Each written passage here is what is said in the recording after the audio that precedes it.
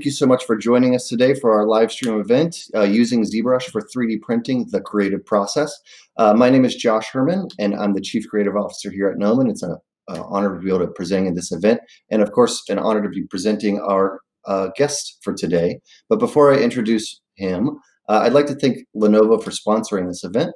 Lenovo helps bring free educational events like this to you.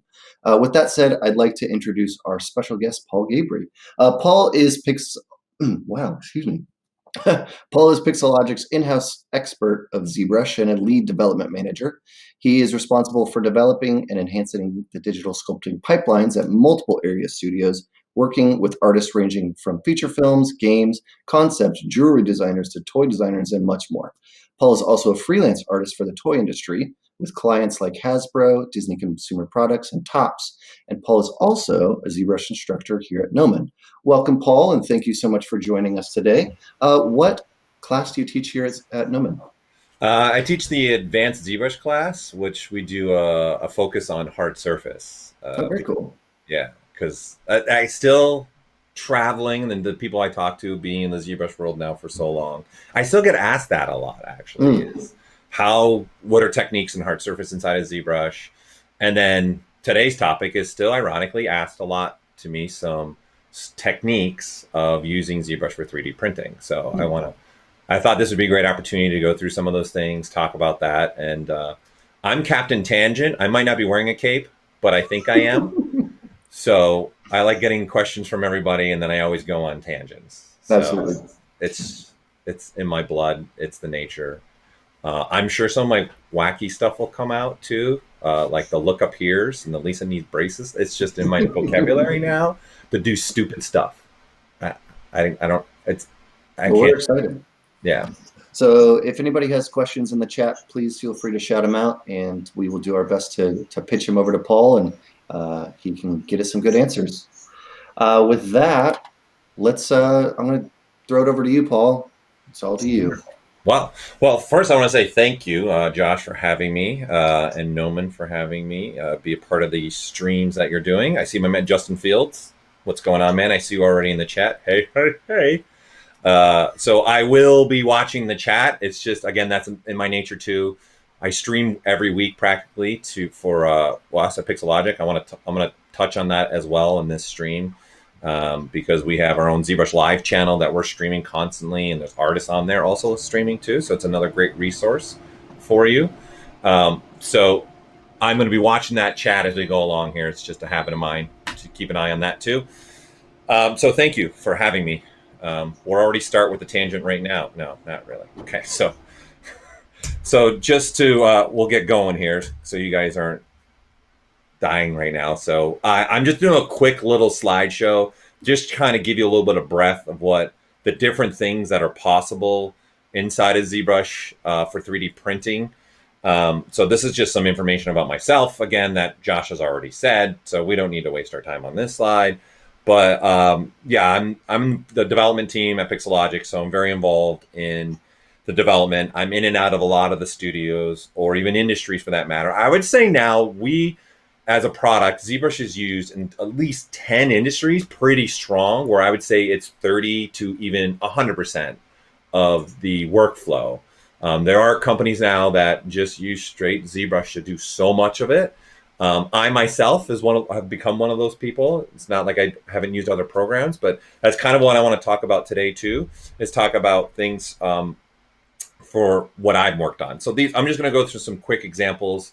And again, because what I'm going to be showing today happens ironically be hard surface, I'm going to show some hard surface stuff and go with it, because I actually get called a lot for hard surface things as well. So this is just some things that I've made. So this is rendered in ZBrush. This was just me having some fun designing, working with ZBrush. And this is when we were developing a particular feature, Spotlight, the 3D mesh ability. And as we're going through this too, if you guys have questions or something like that, like I said, I love tangents. So if you have something, by all means, throw in the chat. Josh will throw something at me from time to time, like say, just quiet, Paul, I have something to tell you. All right. So this is just examples of me taking this ship and rendering it out in ZBrush. I've always wanted to make my own poster of like a a tech thing. And I'm actually doing that in our streams that I'm doing with Pixelogic Art with us right now on our own channel. So this is just something that I wanted to have some fun with. I have this model pulled up. So this is part of my Gundam that I'm planning to 3D print out. I don't know if anybody can see. We'll get there. I have a Form 2 sitting right here. This is always the fun part when you're looking at yourself in the camera and you're trying to figure out what way am I supposed to point, right? So it's right there. I'm planning to print this out too. And one of the things I really want to talk about as well on this stream is using different types of materials down that we have in the 3D printing world. It's a lot of fun, and I'm going to show some examples with a project I've been working on with Tops for Garbage Pail Kids. So this is just an upper aerial view of this. This is the ISWP. So this is, I love Gundams. I think it's because I love the craziness of it. Like the fact that this massive thing sitting on this guy's shoulders, right? And it's huge. I love it. And like the cannons are like way out here, right? It's just, I love it. So, and I love the designs of it. So this is what goes on his shoulders. You'll see it when I pull it up. This is again, me going, look, okay, if I'm doing this inside of ZBrush, can I start making it look like it was kind of an anime or like more of like a drawing or something you would do if you did have a pen, right? And just start penning it out a little bit, inking. So again, this is a render out of ZBrush. And then I'm a massive Rocketeer fan, so I made my own Rocketeer. Unfortunately, I don't have the print with me. It was printed out. Carbon 3D actually printed it out for us because we had them at the ZBrush Summit and they had that on display. Unfortunately, it's at the office and not my house office, but the Pixelogic office. So I don't have it with me. But I did this in ZBrush as well and prepped it for 3D printing out. So here's what I did. I wanted to do like a bust. My ultimate goal was, I think like every artist, I have this big idea in my head that I'm going to do this, and it never happens. So I was planning to make this like a bookmark. And it's like I was going to make the one like this where he's standing stance and then one where he's flying. Yeah, it hasn't happened. So, but anyways, again, rendered out of ZBrush. And then things like this too. This is a cathedral. This is only a section of it, but it's also just giving you a quick thing that you can do environments. And I do see a lot of people doing something like this inside of ZBrush as well, doing not just characters, right? We're, again, like I said, we're about 10 industries deep. Like I'm talking like not just film and game, but every toy company, collectible company, but even stuff that you wouldn't even think of, like NASA, Boeing, Lockheed Martin, even companies like that are using us to do certain things. Jewelry companies, a lot of jewelry companies are using us. So it's all over the place. And so part of my job is working with those different types of artists. So which is a lot of fun because like today I'll be talking to somebody in the jewelry world. Tomorrow I'll be talking to somebody in the toy world. And maybe the next day I'm talking to someone in the gaming world. So it's a lot of fun to go in and out of those industries. So because of that, I've had to teach myself a lot of things so I can have conversations with those people. So it's a lot of fun. So these are just some fun little robot things. This was like, I think myself and Joseph Druss did these like 4 years ago, I want to say now, where I'm sure, I don't know if any of you know March on Robots was started. I forget the name of the artist, who it is. Josh, I don't know if you can remember. I don't remember the name of the artist that started it. I don't remember his name. So we were like, let's take our lunch and then let's just take only an hour to completely sculpt everything and render everything. So we did, these are all done in 1 hour in essence. So just going at it and having fun. Him and I get in a meeting just like this and we're talking to each other and joking with each other. And these are just having some fun bot examples, nothing fun. So this is something I did for when we were making Sculptris Pro. I actually have that print, right? So this was also printed out. So I wanted to do some tests with this. And again, I did it all in ZBrush, including the hollowing out of it. So let me see if I can get my lighting better. So you can see there is a thin point going around. So I use ZBrush to do this as well. This is the kind of stuff I'm going to be talking about today too, to go through this. So this is the model printed out. My webcam, focus! You know, it doesn't like both our faces in it. So this is just some little project I did when we were doing Sculptris Pro. This is just another example of me thinking differently of looking at using ZBrush to create an illustration. So again, believe it or not, there is a lot of people I talk to in illustration, i.e. also even comic book people, using ZBrush to do some stuff. So this is an example. Obviously, the ZBrush model is on the left, and my ZBrush render is on the right to try and make something look like an illustration. And then just another done. And then this is a project, which is going into our project, obviously Optimus. I was like, yeah! yes! So this is an Optimus I did. Here's the finished product. So this is for Hasbro. So you would click on the top of the head, and then his head would spin and has 3 different faces. So this was all done inside of ZBrush as well. So I did the helmet part. Obviously, this is what they call a buck in the toy world. So obviously the same thing. So if I go to the next one, you can see I did Megatron as well. So then I'm such a dork. You know, I do these and then I'm like, oh, I got to have it though. I made it. I want it. But there's the Megatron as well. So these were Mighty Mugs out of Hasbro that I did. But you can see it's the same body. And they're just painting them. But then I'm doing the head pieces that you're pushing down on. So here's the K2. And yes, of course, I have that toy as well. Right? And I don't know why I don't take mine out. I don't do it. And I become crazy about something like that sometimes. So it's just another example. And all this is going to come together when we get inside of ZBrush and showing the techniques that I've done to make these things. So I also did Luke. So I got lucky enough to do the original helmet, which was a lot of fun. Got me a chance to pull out one of my favorite books of all times, which is the Star Wars Blueprint. Ooh, since we're on a webcam, I want to see if I can grab it. Shane, hold on. See, tangent. Here we go, Josh. Tangent. We're ready. Already.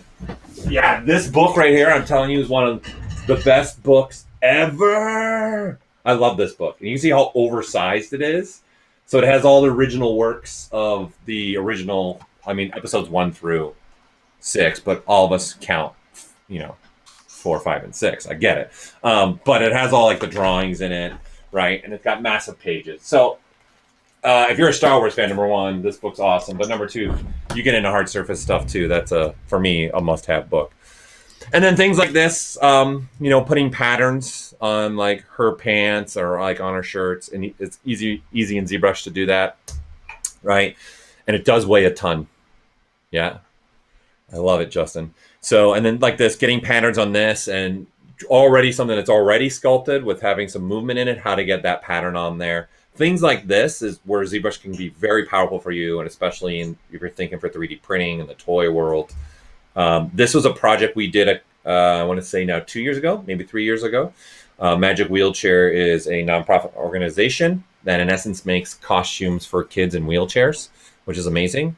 And we did an X-Wing. I didn't do this. This was the rest of the staff at Pixelogic that did this.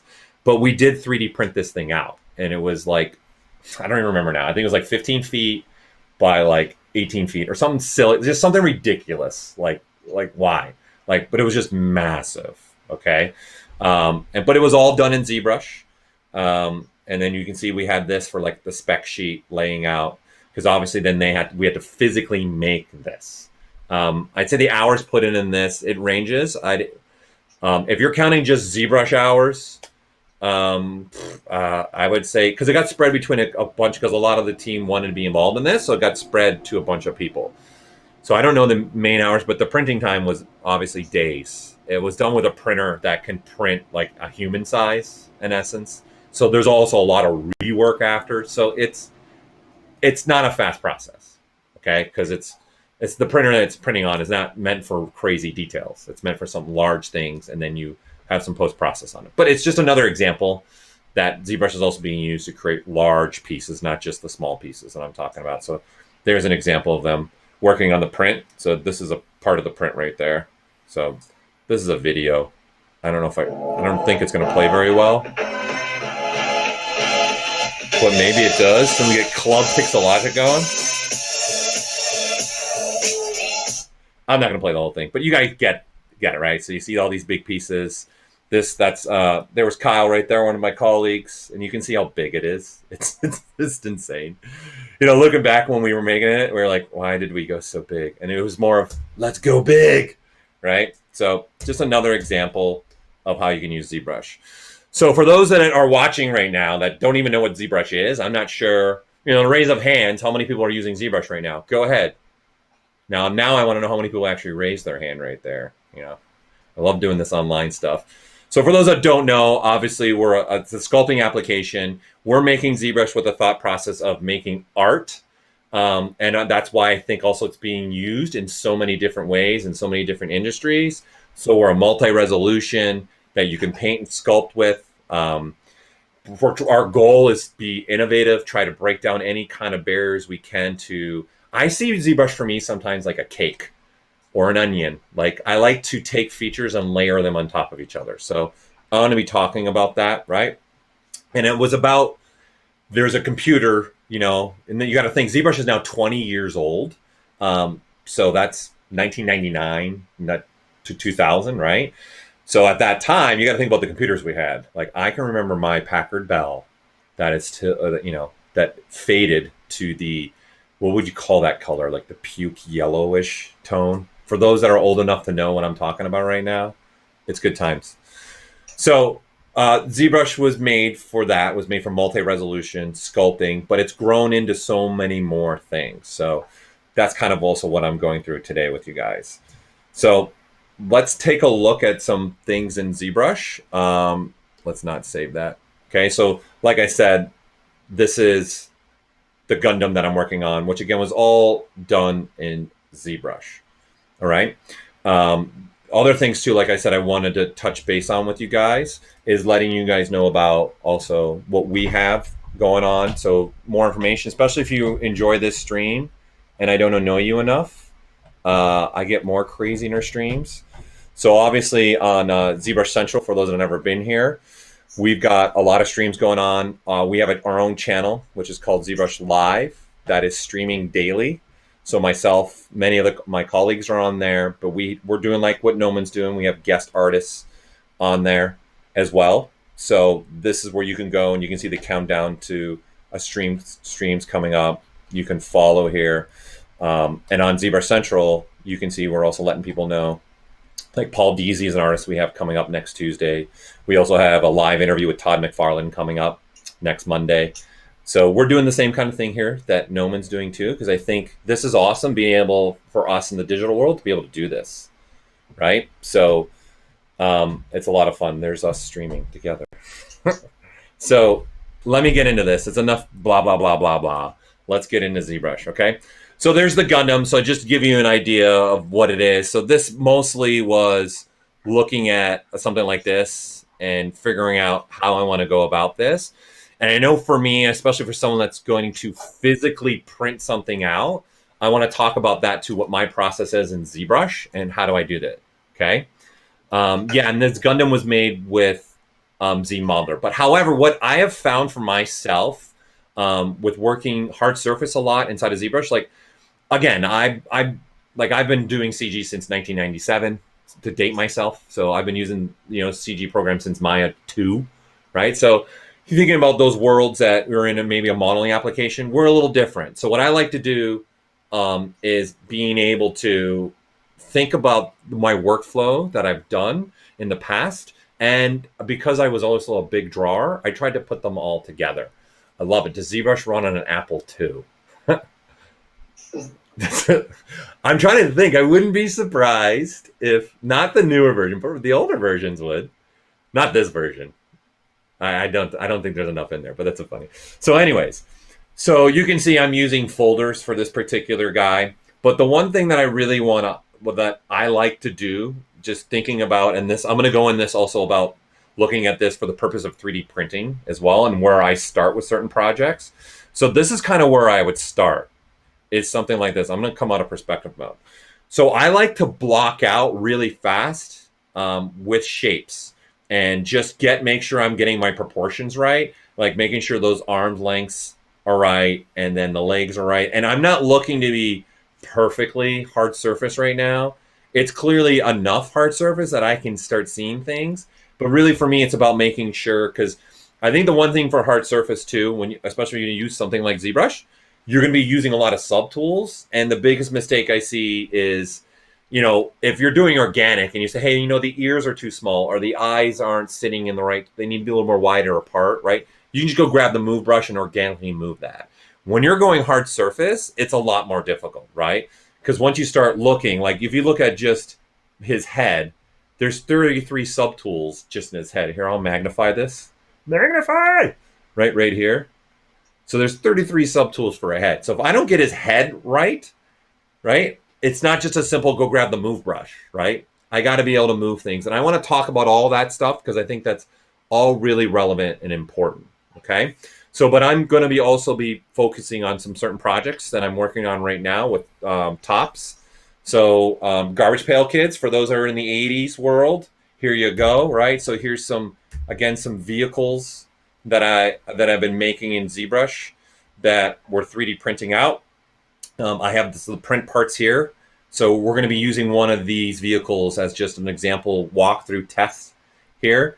So this is one of them that I've been working on as well. Here's another one that I'll swap to, which is like our snot rod. Right, and so what we're doing is I'm making a vehicle that would host, Funko actually made this guy. Boy, my light really washes it out. The rim light does good for here, but not for here. So it really washes them out. So there you go. So something like this was done in ZBrush as well, because Funko, majority of their workflow is ZBrush actually. So these are just some examples. I want to go through the processing here, how I did that. And then I'm going to use one of the other vehicles that I have, which is the Tag and Wagon. So that's the snot rod. And then this is the Tag and Wagon, which is meant for this guy right here. Okay, so I'm going to go through the process of how I start this in ZBrush, especially since this needs to be a particular size for them, and what I like to do and start building off from that. Okay. And then I'm going to sprinkle then like kind of the workflow I like to do with some hard surface and using what I like to call Dyna sketching in a way.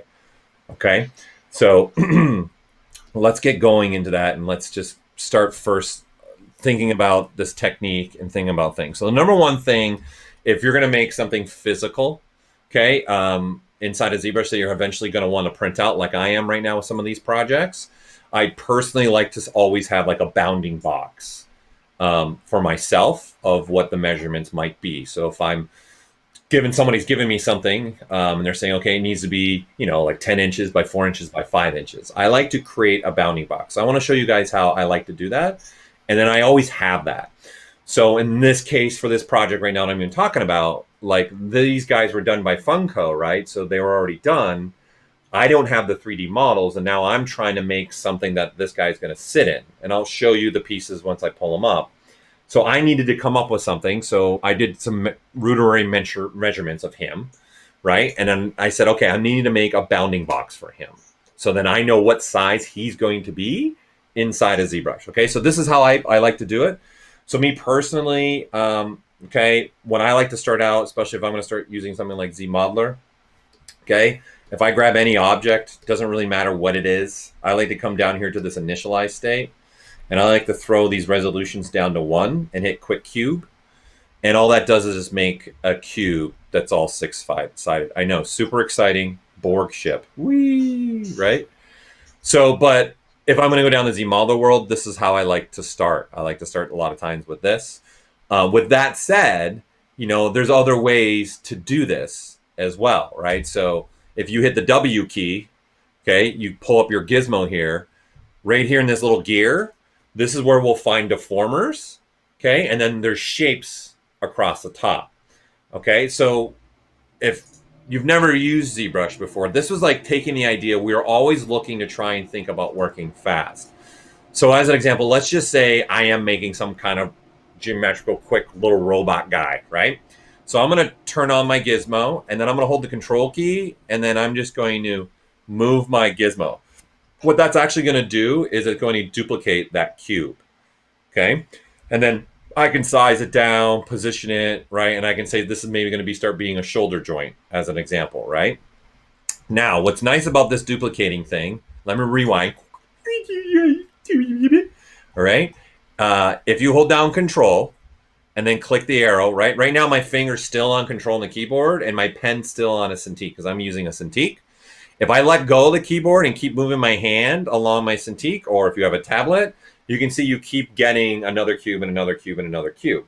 So this is something I like to do for hard surface, but honestly, as an instructor too at Gnomon, I think proportions are so important in the beginning part of your sculpting is so important, organically and hard surface. So I'm about trying to find a workflow. So I'm sure just to give you guys a quick, obviously, understanding here, right? There's nothing probably maybe new to them. But I like to, when I'm teaching, thinking about, and hard surface too, you got to find something that you can use to scale off with as well, to get proportions also to help you with proportions, right? For us, when we're doing organic, the head is the number one thing that we all use, right? Is the character 8 heads tall, 7 heads tall, 6 heads tall, right? So I like to use what I just showed you guys. So I'll throw like a duplicate of this model, right? And then quickly, I'll do a quick selection out, right, of this, and then say, okay, that's the head I want. Perfect. Modern art, here we come. And then I'm going to say delete the hidden. And now I'm just going to use this as my controller for my measurement. So I'll use this gizmo, right? And then I click this little map quest. Is map quest even around anymore? I don't even think it is anymore. But that's what it reminds me of, is I guess the Google pin, right? That centering there. In essence, that's centering the gizmo now to the head that I have on, right? Which is that subtool. And then so for me, I'll use this as a measuring tool and say, okay, I need this to be how many heads tall, right? So this is just an example of me using that, and also in a different way with measurementing and thinking about this proportion wise, because I do this same thing hard surface as well. Okay, so back to this cube and back to this gizmo. So what's nice is I can duplicate something really fast, change the scale of that, and then put it here. And then I can say, I don't want it to be a cube. So I can click on that little gear right there. And then these geometrical shapes are above us. So I can say I want it to be a ring. And then now I have a ring here, right? And I can say, okay, what size do I want that ring? Okay, do I want it like that? No. So I'm going to rotate that real quick, position that maybe where I want. And I don't like now, I like the size, but I don't like the donut part, the internal part.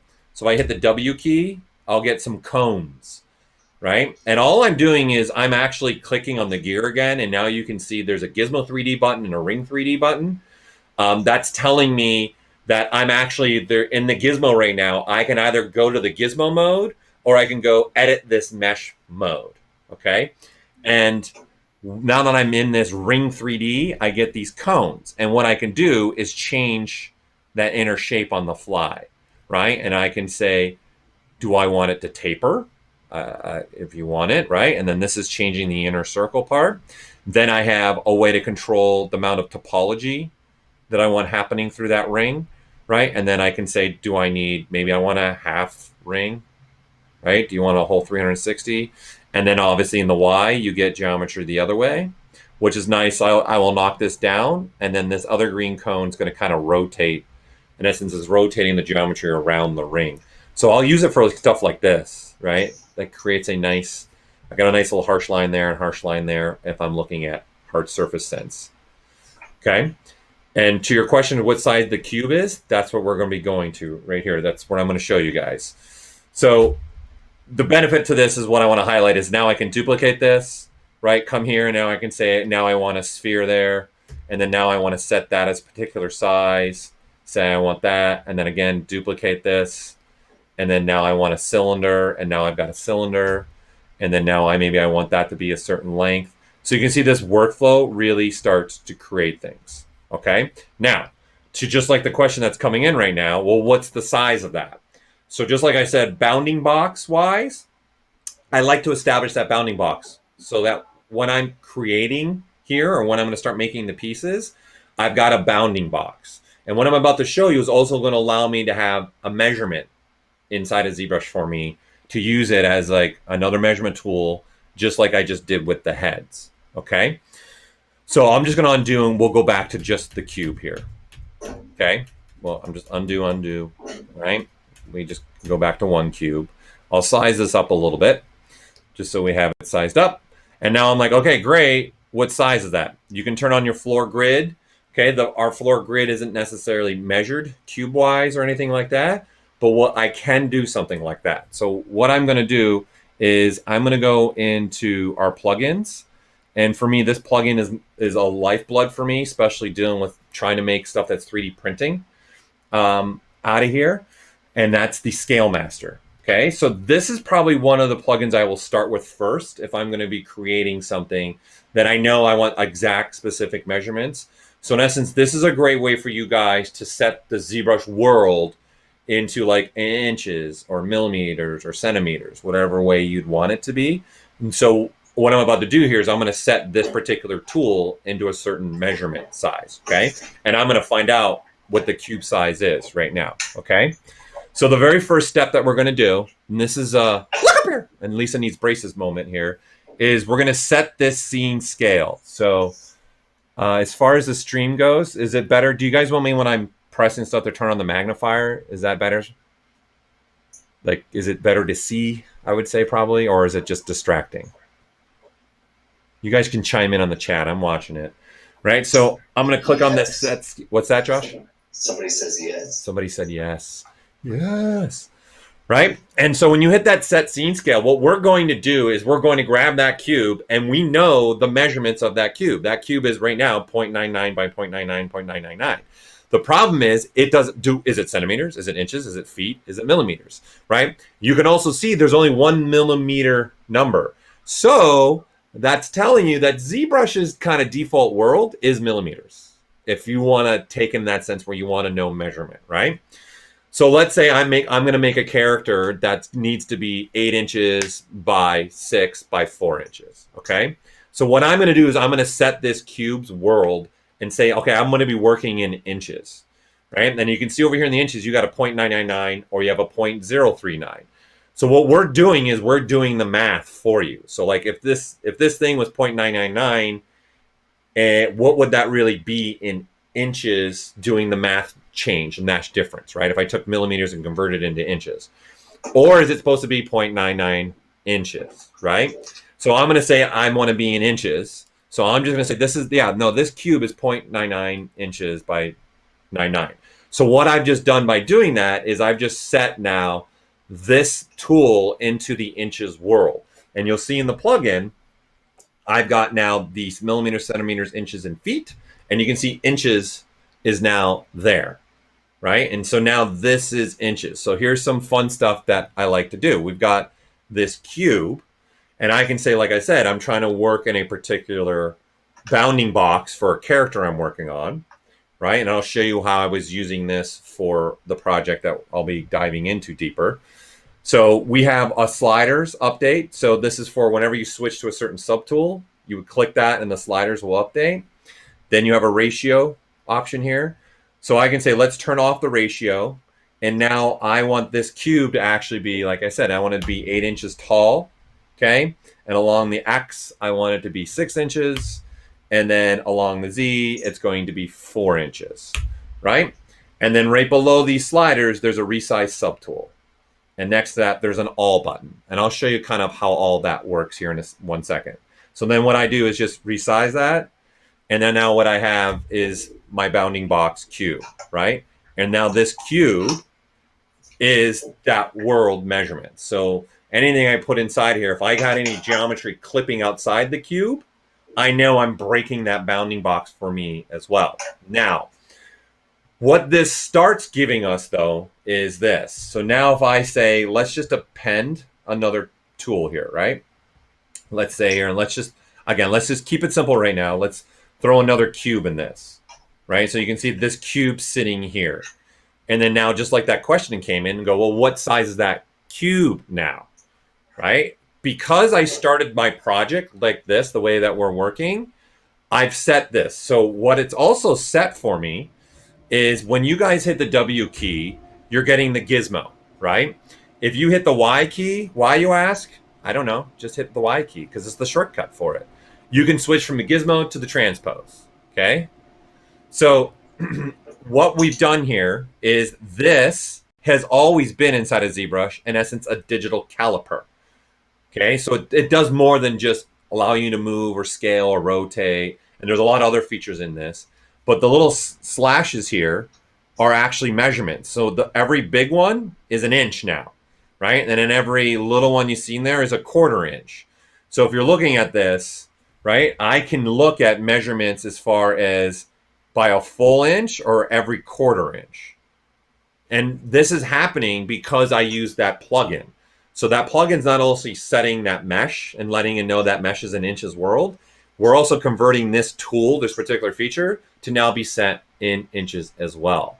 Okay, so in the preferences, okay, you'll see transpose units here, and you'll see it says minor ticks 4, major ticks 1, and you can see that there's a calibrated distance set there, and there's a unit scale set there, right? So I can say, give me 10 minor, and now you can see you can get all the way down to like 0.1 inch, and you can find out what that inching number is.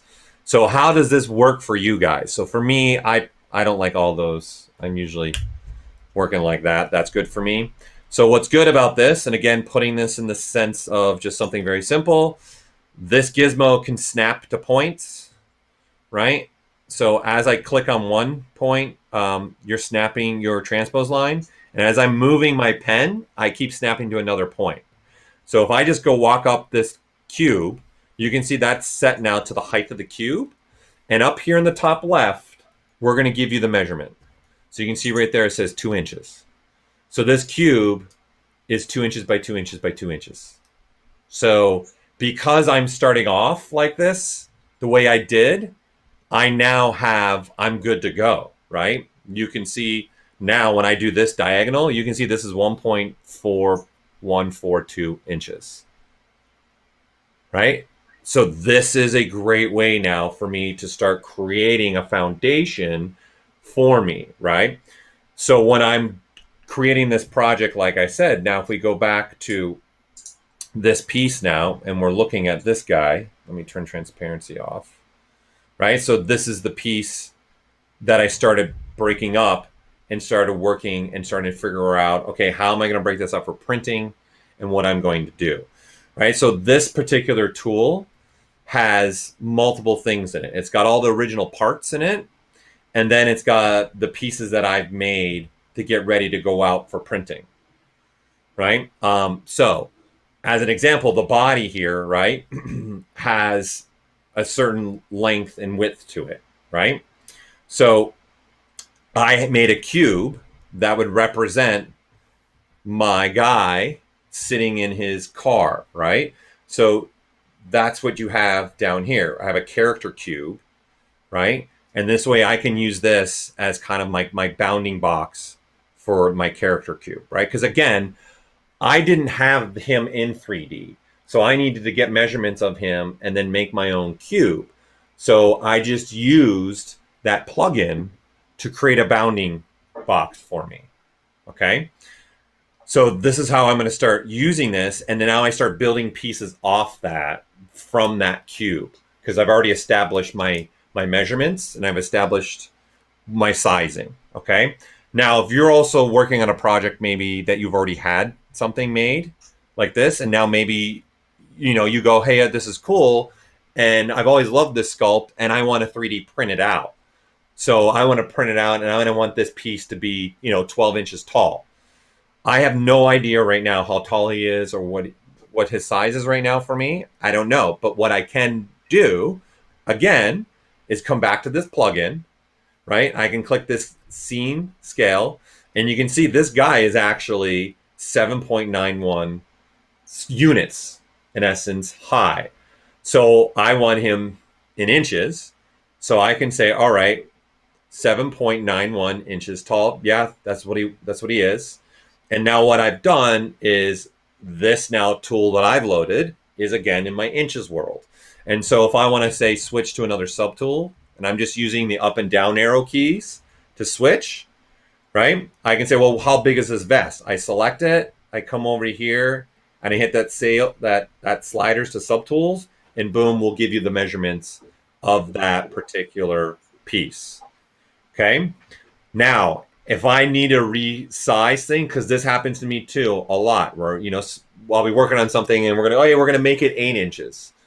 And this will happen in the toy world a lot, right? Where they're originally rolling out and they're thinking, okay, we're going to make this toy, it's going to be 6 inches tall. It's going to have 15 articulating points.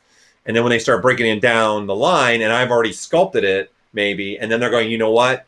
The cost is going to be too much. We need to knock the cost down for this toy. We're going to go smaller. We're going to go to 4 inches, and it's going to have 8 articulating points, as an example.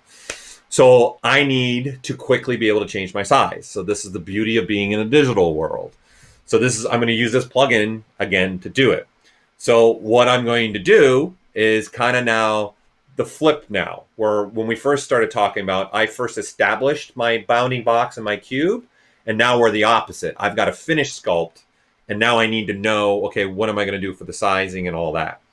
So the plugin itself actually has a capability of making a new bounding box, right? So I can just click right here, new bounding box subtool, and ZBrush automatically uses this. So now, hey, look, he's a Ken doll. He's a Barbie, yay, right? So he's sitting in a box that's going from the fingertip to the fingertip, then obviously the top of the head, the bottom of his feet, and then obviously to the back of the backpack to his chest, right? So now the beauty of this, again, is I'm going, okay, I'm going to click this sliders to subtools. All right, I'm going to click on this little R again for ratio. That's all that little R is there for. And now, like I said, I've changed my mind and I've changed the size. And in this case, I don't want them to be 8 inches. I want them to be 12 inches. So I'm just on this bounding box, and you can do this with any subtool. I'm going to 12. You'll see the other 2 sliders update for me automatically. Okay. And then I'm going to say resize subtools, but I'm going to have the all button on. Okay. And I click resize subtools and then just sit back. And now ZBrush is going to take care of resizing things for me. So this plugin is like a lifeblood for me when I'm trying to make things for 3D printing, right? Because my end result is, so here's the print that I have of the body of the car. And I'm going to start breaking down how I do the keying here and how I do certain elements. So obviously I needed to make the car so that he could fit in it and stand at a certain way, right? So now he's sitting in there the way I want, right? The way I want. Okay. And then obviously there's more parts to this, right? And so I have individual pieces that I printed off, and then this is going to just sit in its spot that I made for it inside the car. So there it's sitting there, right? And then I got another piece that's the dash board that's sitting in there, right? So now it sits in there. To the point, everybody, that, here, let me put the big piece down, because this is what we're going to start getting into now, is I've gotten to the point where this piece, right, I wanted to make the steering wheel actually turn, right? So this will actually turn on here. And again, I'm doing all this in ZBrush. I didn't go to any other application and do everything that I'm talking about right now, right? So this is just a mechanism here, right? That's just sitting there. And then I've got another little piece right here, which is going to be impossible probably for you guys to see. It's super tiny. It's the cap so that the wheel won't fall off, right? But then it'll allow it to turn. With that said, that's also what leads me to something like this. Okay, so this is my tire, right? And in fact, this is printed with 2 completely different materials, right? So this is actually the flex material. So I can actually squeeze the tire, right? And then I've got a snap joint here. Okay, and again, I'm going to show this inside of ZBrush, but I wanted to show the physical pieces as well. That what's going to happen here is this is going to snap into place, and the wheel's just going to turn automatically for me. So we'd call that a snap joint. So to see it in pieces, okay, here's the rim by itself for the tire. Okay, so you can see it in a piece. Okay, and then here's the tire, right? And you can see it flexes. And then all I'm doing is literally just popping it through, right? The rim. So I've made that so that would work. And then obviously the big tires are insane. So here's the big tire, right? Which is a lot bigger. And you can see how much flex I'm going to get on the big tire if I want it. Okay. And then obviously this is the rim for it. Right. And again, these are going to just fit together. Hold on, let me line up my webcam for you guys better. There you go. Right? And then you can see I've got ridges in the rim where the tire is going to fit on, just like like a real rim in essence, right? And then it'll poke through this hole, right? So I want to start going through this now and show you guys how I did this and what was the process for me inside of ZBrush doing this, and talk about these joints. Okay, so by all means, just keep the questions coming if you have any questions at all. All right, so let's jump into that and get going on this. Is my AC too loud? Can you hear it, Josh? Is it when it kicks in? Sound good? Okay, I want to make sure it's not drowning us out. Okay, so my go-to here is a lot for me is some LiveBoolean is like a huge thing for me, especially when I'm doing stuff for print, along with using things with ZModeler. So I want to just start first with the body and show you guys how I kind of, because as you see when I pulled up the body, I needed to make it in 2 pieces, right? So I've got all these folders here, okay? And what's happening is in each one of the folders, I'm doing particular things inside here. So if I turn on this folder here and open it up, you can see there's various bodies here through here. So let's go ahead and let's turn off any other folders in here, and you can start seeing the keys that I did come to life as well that we'll touch on throughout this stream, right? So you can see all the pieces. You can see in the body here, there is the half of the body, and you can see the snap joints a lot better here now. I'll turn off my floor grid. We don't need that on. Okay, and you can see those snap joints. So I decided not just to only use it for the tires, but the biggest thing, obviously, when you're trying to glue things together, it's a nightmare sometimes. So I said, you know what? I'm going to use the snap joint as an additional thing to help hold the model together. So when I snapped these together, I didn't even technically need to glue it, but I wanted to glue because I want to make sure I get a perfect line. And again, you can see because there are 2 different materials that I made these with. So the blue one is their tough material. Okay, so which means is like you could literally make like a chain, you know, and be old school, man, wearing chains around the neck, and Mr. T starter kit, and it won't break. And then this is their grain material. So they have different types of materials depending on what you're trying to do, and it's allowing for flex and returning materials. So they have, that's kind of what I made again these snap joints with. In essence, they move. It's going to be really hard to see in the stream, right? But then they snap back to the position. So that's why I'm doing it with this. Wow, I am just not on the money with the camera tonight. I keep going off camera right? So this has got some flex to it. And so why it's called a snap joint, because it'll flex, snap in, and reopen, and then now it can't be pulled back out, right? So you can see that's how I'm using this. But I want to first just look at the middle portion, the car, because there's the technique here, and I'll show you how I did all the Boolean and the snap joints and things like that through there. So we'll just turn off some pieces through here. As you can see, I got a lot of folders and things, but I definitely want to show you guys how I like to use the folders as well in here, okay? And then we'll turn off, we don't need the back tires right now, so let me find my back tires. There they are. Okay, so here's just the body, okay? And then here is the actual meshes that I'm using to create the body, all right?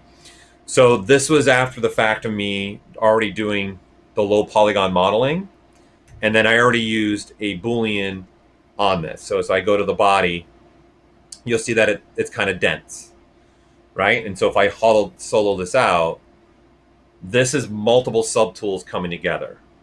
And what I'm using here is using LiveBooleans to do this. So this is now my finished body, and now I need to get it ready for print. And obviously my problem is I have a Form 2, and this is bigger than the bed. So I need to start breaking this off, keying it off, and making it so I can print it in 2 pieces. Okay? So this is how I started to do this process, okay? So we'll turn off one of the start groups in here, all right? And then that way we're only seeing 1/2, all right? And what I have here is that top sub tool is my full car, okay? Then I have, you can see there's another sub tool, which is the pipes here in the end, which are just some exhausts through here. Then I've got an internal part, which I'm going to show you guys how I did this, which is in essence giving me my wall thickness inside.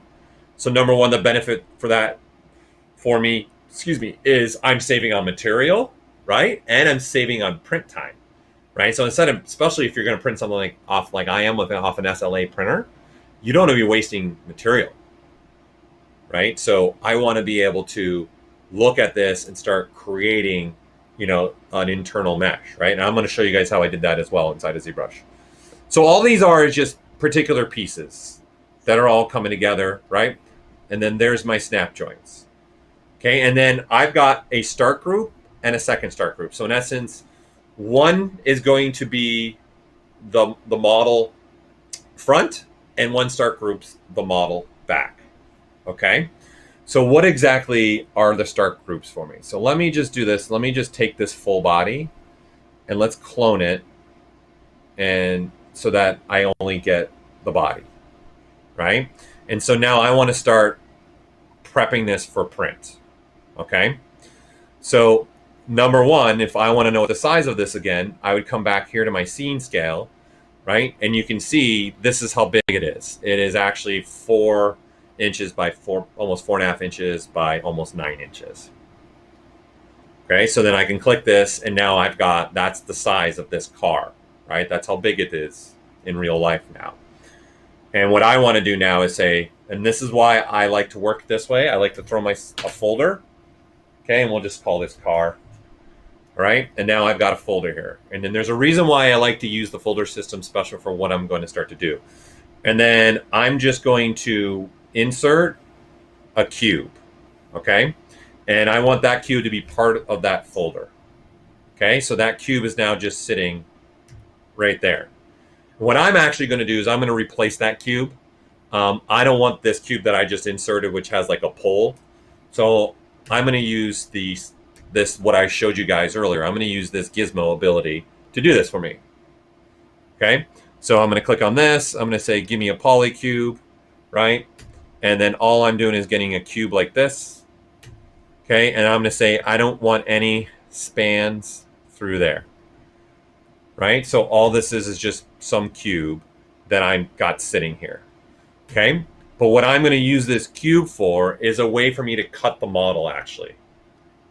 Okay, so I have this cube now is going to be in essence become my cutting tool. All right, so I just want to make sure that it can cover the entire model. So I'm just moving it to just take a quick look. The size of the cube's not really relevant. It's just making sure I have enough clearance the whole way. Because what I'm going to do now is I've got LiveBooleans turned on up here. And I'm going to come over here and say, okay, I've got my car. And now I want this cube to become a subtractive. So over here, there's icons, right? So you can see there's an icon right there that's on. That's in essence union. Okay, and now the second icon is subtractive. And then the third icon is intersect. Okay, so those are 3 Boolean options. Okay, so if I click on that, all right, now if I turn off my polyframe through here, okay, you can see it's just cutting through the car. Right, and there you go. Now I'm cutting this car in pieces. Well, the next thing I want to do is I want to create that inner shell. Okay, so I got now my car here, and what I'm going to do is I want to create an inner shell. So I'm going to duplicate this car so that I have another one in this folder. So now I've got a folder with 3 parts in it, okay? And I'm just going to say, let's only look at the duplicated car that I have. And I'm going to come down here into our geometry menu. So I'm in the tool palette inside of ZBrush, not because I'm a tool, but because we're using the meshes as a tool. And here's a prime example of how I'm using this as a tool, okay? So I'm going to come down here into Dynamesh mode, which I'm going to knock down my blur, and I'm just going to, just to start, I'm going to go really low in a resolution, Okay, and I'm going to click on Dynamesh, and then you can see what happens is I've now, in essence, retopologized everything, right, really fast. Okay, and what this feature allows us to do is, as an artist, as you're working, right, and I start sculpting on things and coming across things, I can quickly just retopologize on the fly, right? So this is a very popular feature in the ZBrush world, right? I think probably almost every artist uses this because it allows us this freedom, right? And I can fix what was happening in there, okay? So there's a feature with Dynamesh that's going to allow us to create some hollowing out. Now, the biggest thing I see is a lot of people use Dynamesh, right? And you can see my resolution was really low and I lost the quality, okay, to the model. And what I mean by quality is, you know, I got nice edging here. You know, I got some nice roundness here. When I did this and turned it into a Dynamesh with a lower resolution, and you can see it's not as clean through here, right? It's because there's not enough information being thrown at it. So think about it in video gaming world. You know, me, I learned on Atari and then to Nintendo, right? So you're talking like 8-bit world, then 16-bit world. And now we're in like the what are we in, PS4? I don't know. I don't even play games anymore. This is my game now, right? PS4, right? And whatever the Xbox is called now, Xbox One. Am I right? I don't know anymore. So stop laughing at me. So that is like now crazy amount of resolution. So in essence, think about the original version is now like the PS4 version where we've got a lot of more detail. There's better stuff there. And now I've set the resolution of my Dynamesh so low, we're back now into my 80s world, Qbert and Nintendo world, Atari world in essence, right? So obviously what we can do is say, you know, I need more resolution than that. So I can adjust my resolution and say, I'm going to go maybe 64. Okay, I'm going to say a little bit more than that. It looks like probably 128 is going to be enough for me for what I want to do. Okay, so here's the thing that I find all the time for some of you that are ZBrush users right now. How many of you on here right now are even using ZBrush besides Josh? I know Josh uses ZBrush, but everyone else, the biggest thing that you're doing is some of you might be sitting at on a Dynamesh that's like 8 million polygons, 9 million polygons. The problem with that is it's so dense. If I'm going to try and create a shell, you're making it actually more difficult on yourself. Okay, so what I like to do, even if for my hollowing out, when I have a mesh that is 9 million, I don't try to hollow out that 9 million polygon mesh. I'm only just trying to get a piece to hollow out with. That's it, right? So Dynamesh is going to allow me to do this, okay? So I'm going to make it all one poly group right now by Control W. You can say it that way or Control W, but I like to say Control W, right? So this is a great question coming. What's the limit and what's the highest resolution? So the resolution will go to 4096, but that resolution is in relationship to physical size as well, right? So if you think about, let's put it in the sense, again, back to the gaming world, or let's now put it in the sense of a model. If I'm making like a ring, right, that's in really tiny as far as scale compared to, right, this piece that I made is a lot bigger than my ring. Right? So think about it in the sense of here, in fact, you know what? Let's go down this tangent. Let's go down. How are we doing on time? We're an hour in. I don't even know if I'm being exciting anymore. This is some boring stuff sometimes. Let me go into Photoshop and give you a quick, really fast demo here to give you guys an understanding kind of what the Dynamesh is going to do for you. And then you'll get maybe a better idea of what you need to do for that. Okay, so hold on. Let me launch Photoshop real quick here. Come on, you can do it. Is it launching? Yeah, just give it a minute. You know, it doesn't like being rushed to the stage. It likes to warm up. You know, get ready for its curtain call. And there we go. Okay, so let's make a new one. So I'm just going to create a new one. Yeah, that's good enough. Create. Okay, so let's go in this sense, all right? Let's go in the sense of, let's make this big. Let's make a new layer. Let's go to brush. Okay, so think about it in this sense. We're in the 3D world, right? But really, We're in a box. We're in a box. In your canvas right now. Oh, you're not? Hold on. You're not seeing my Photoshop? There it is. There it is. Okay. There was a delay, I think, for some reason. Okay. So we're in this box world. I know it's a beautiful box. Okay. So, and then what we're doing is we're making a model. All right. So, yes, let's go for this. Yes. Be art. Yes.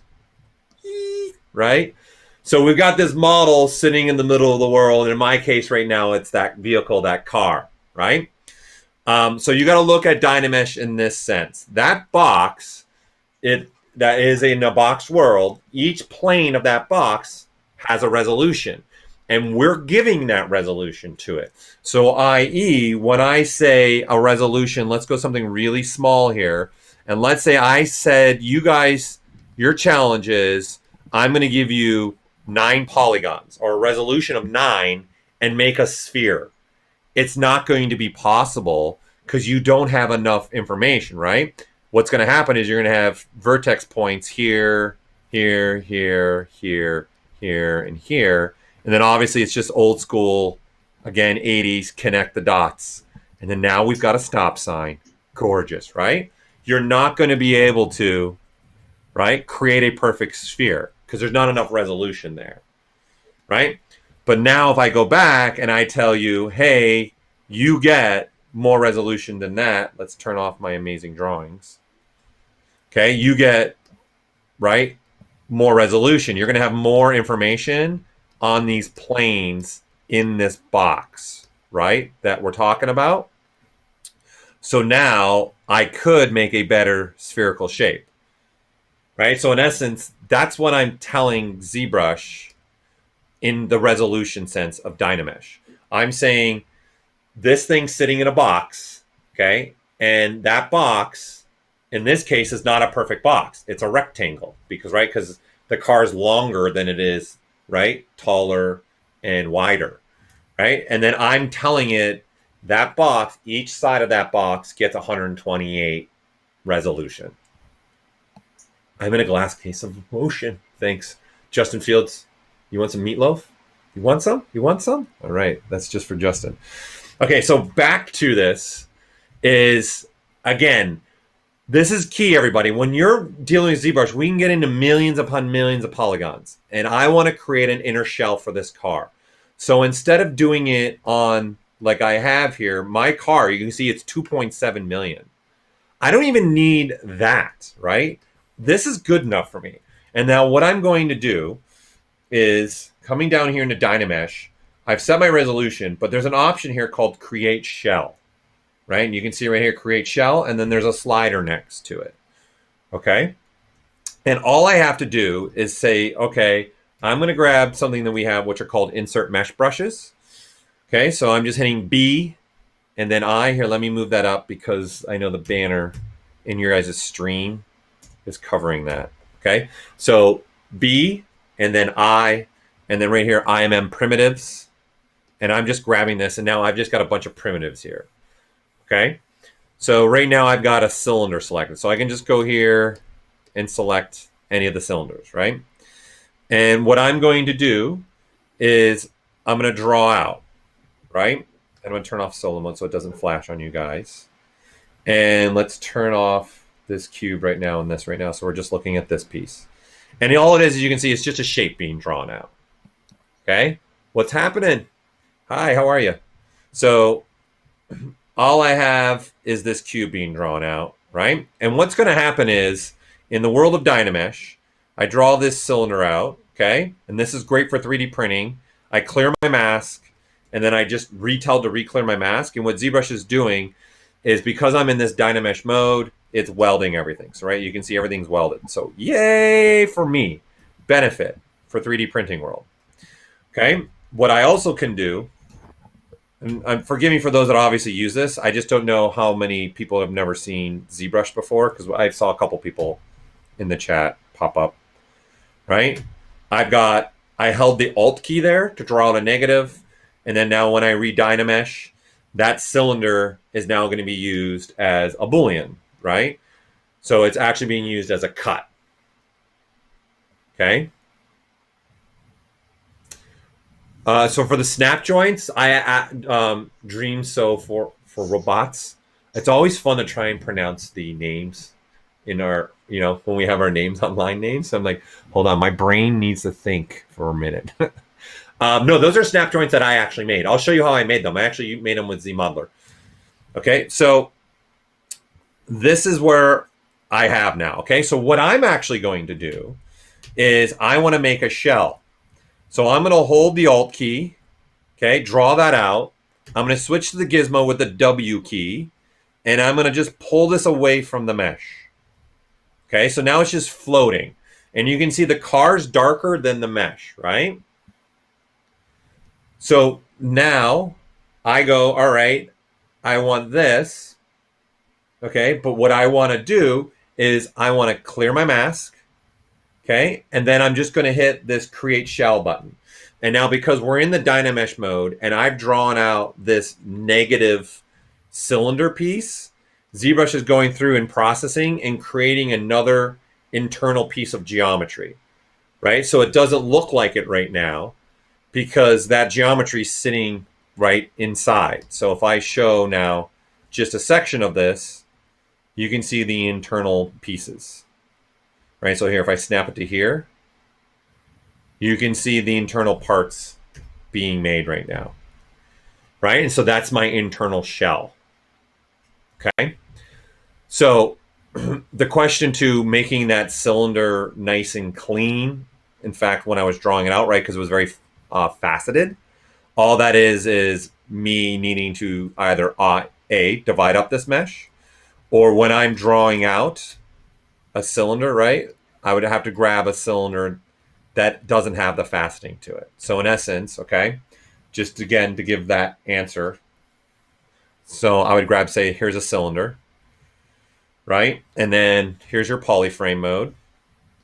And I'm going to go down my initialize. And I'm going to say right here, I want more divisions, right? So you can see it's smoother. So in essence, I can do this by dividing, but I'm going to add this to the insert mesh brush that I'm making right now, right? And then I can even control my divisions this way or that way, whatever way I want to, right? And then now I just say, okay, I'm going to pick this up and I'm going to turn this into a brush. So I'm going to say B, okay, and hold on, let me see if it's blocking in the stream for a minute. Yeah, it's going to block with the banner. It's not you, Josh, it's me. So it's not you, Josh, it's me. Dang it, now my face is blocking it. Okay, so there's a button right here called Create Insert Mesh Brush. There we go, I found the sweet spot. Okay, and what that's going to do when I press it, it's going to take the mesh, rip it out, and then add it to the brush. Okay, so I create insert, and it's going to say, hey, yo, you've already got a brush selected. I'm going to say, no worries, go ahead and append it, right? And then now it's telling you, hey, if you hit the M key, you'll be able to see all the pieces that are attached to this brush. So you can see it's over here now. If I hit the M key, you can also see the pieces this way. So this is just IMM selector ability. This is your, we call this IMM selector, and then this is just the original way when we created these brushes. Now you guys can also find that button, okay, right here in the create. So you can see create insert mesh brush, right? Or you can even say right here from mesh, right? And then it'll automatically just add it right to the existing brush. Okay, so for that question, going back to that piece I'm working on, now I have a cylinder in this brush, right? That is going to be the smooth piece, right? So now that's smooth. So for me, if this is something that's going to be important in my pipeline, I would have this in my brush, right? This would be 100%. It's in there. I have this brush saved out, and now I just load it every single time. Okay? So hopefully that all answers your question. Okay, so as far as the process now, Justin's throwing in the question is, okay, it's not smooth now, right? So this doesn't have any smooth ability right now, right? So you can divide the surface up if you want to, right? And this is kind of a local division that's kind of happening. So I'm just dividing right now, right here with this divide button, right? It's something you can see that's just adding geometry. to it. Okay. But you can also just preview that if you want to with this. Okay. This Dynamesh, the dynamic subdiv is another way to do it. But because this is part of the Dynamesh, you're not going to be able to just have this easily smooth out in an easy way, especially since I have a cylinder that's already really faceted in a pull. You would have to break it off and then smooth it out would be the easiest way to do that. But this is also ways like this for, like I was saying, local division. There's also ways that you can do divisions this way, but this is already faceted, so it's not smoothing the mesh. Okay, so back to this. Okay, really quick again. I wanted a bigger thickness, right? So you can see the thickness is set to 4. So I'm going to set it to 6 now, okay? And then I'm going to say, again, I'm holding the Alt key, all right? And then I'm just going to pull it away from the surface again, right? And then clear my mask, all right? And then click the Create Shell. Now ZBrush is going through again and looking at the mesh and creating an inner shell. When using Decimation Master, there's not really an optimal count for 3D printing now. Like I've brought stuff that's like 2 million, 3 million into preform for my printer for my Form 2. You want to get it probably around, like usually 1 million is more than enough per mesh. That's usually more than enough for printing. But I bring stuff all the way down to like 20,000 triangles, 10,000 triangles, and it holds up really well and it prints fine. But every software is different depending on the printer. Some software for printers have a actual polygon count max, or some will even have like a file size max. Like it'll only load a file size a certain size, like 50 megabytes. You can't go any bigger than 50 megabytes, right? So stuff like that. I don't think there's really a set. I would say the best set number I would say is like 1 million, right? So when you're decimating it, I would start around that mark, and then I would go lower and lower and lower. And if there's nothing changing on the model visually, then it's not going to print out any differently. Okay. So, well, since we're talking about, let's go on that tangent for a moment. Okay. So really quick before we go on that tangent, you can see here's my inner shell. Okay. And so what I want to do now is I only want the inner shell actually of this subtool. I don't want the outer shell part. I don't want the part that's here. I'm going to turn off the line. So I don't want that teal color anymore. Because I already have it in my subtool list. I already have it right here. Right. So I don't want it. I don't need it. I just was doing this to just get that inner portion part. Okay. And right now you can see that there's multiple polygroups in there. So what I'm going to do is, because I know I have a shell, I'm going to come down here to my polygroups. I'm going to click auto group. Okay. And now what ZBrush is going to do is the outer portion, we'll go to my rec, is one polygroup. And then I've got inner portions for another polygroup. Right. And so here is my shelling that I'm starting to make. Right. And this is really the only piece I'm caring about, because this is what I'm going to do now. Right. I'm going to come down here. All right. And we'll use it for the decimation part. I'm going to just split this and then we'll hide that part. Now I have this, right? This is my actual inner shell. Really, all I care about is the purple. Okay, so here's what's going to happen now. I'm going to turn on that outer shell. And now let me turn on that cube again. And we'll turn off polyframe mode. And now you can see when I turn here, right? I want this piece now to become a subtractive. So I'm going to turn that on, and then there's your inner shell. Right? So here is the piece not together, right? And you can see I've got an inner shell there. I got to map it up to the little, there you go, little preview. So then I've got a smaller inner shell going on in there. I can't get the camera angles right tonight. And there you guys see nothing now. There you go. Right, so you can see my inner shell. It's hard to see.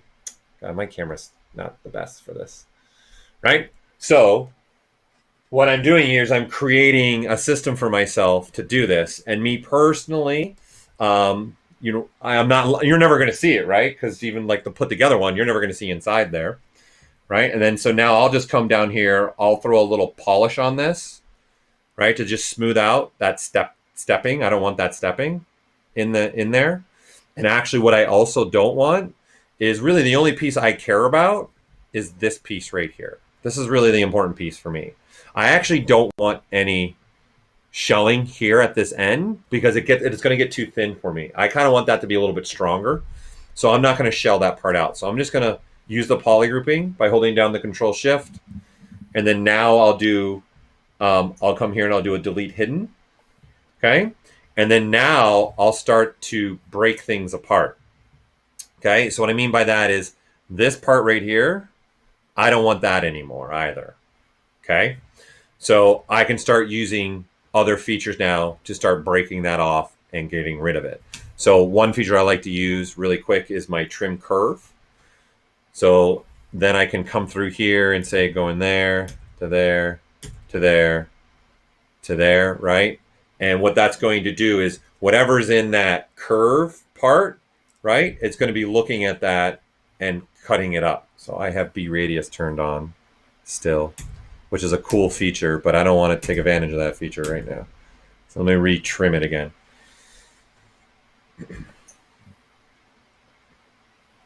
Okay, and then there you go. Now I've gotten rid of this, right? And then as a user, I can come through and smooth this out if I want to.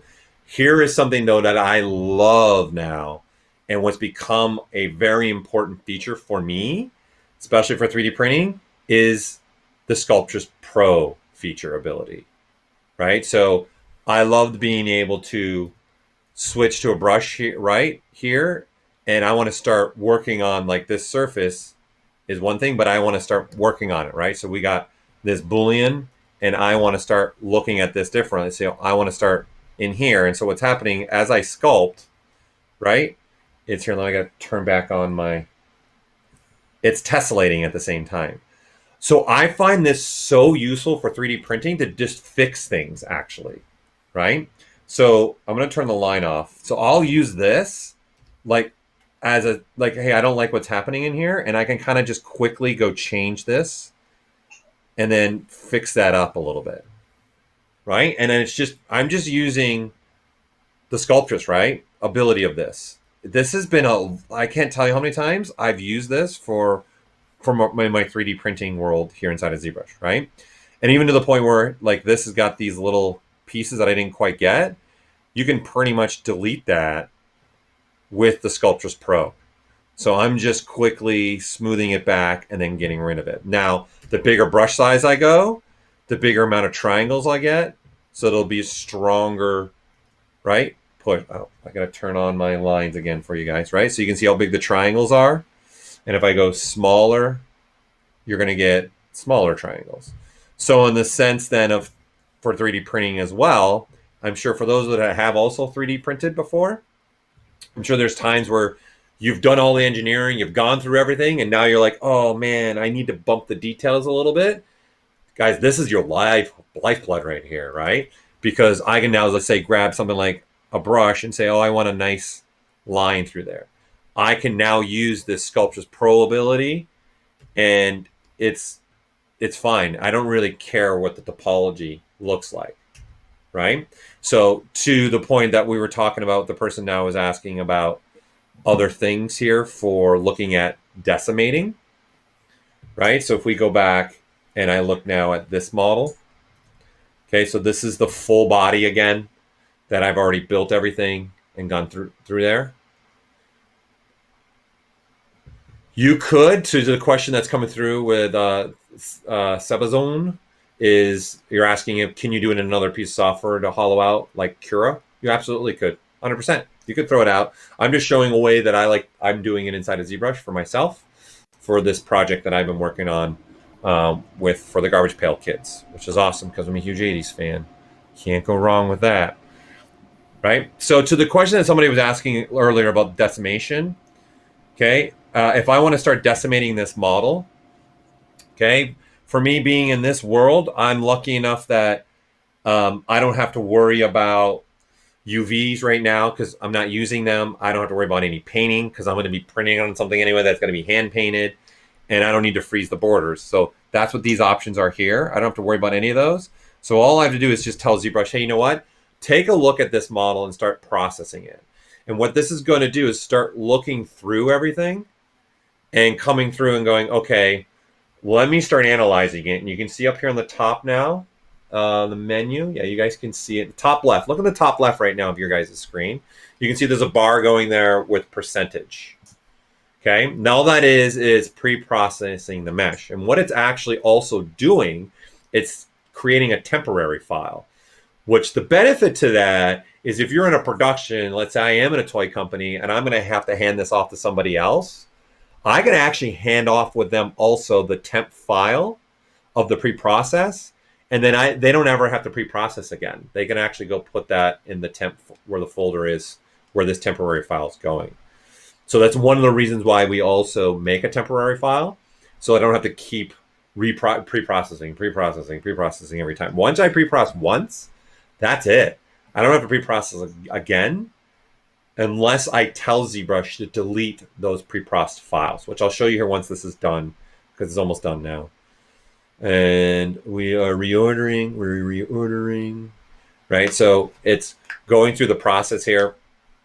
And now see it's writing the actual file to the disk, my disk, right? And then there it's done. So it took 1 minute and 23 seconds to do that. So in the preferences, okay, down at the bottom, there's decimation master, right? And you can see here, you have number of threads that you can use on your processor. So I'm using 10. I'm on a 6-core machine, so I got 12 threads. So by default, this is always going to be set 2 threads less on purpose. And then there's a delete cache. See that delete cache at startup? That's in essence your temp file.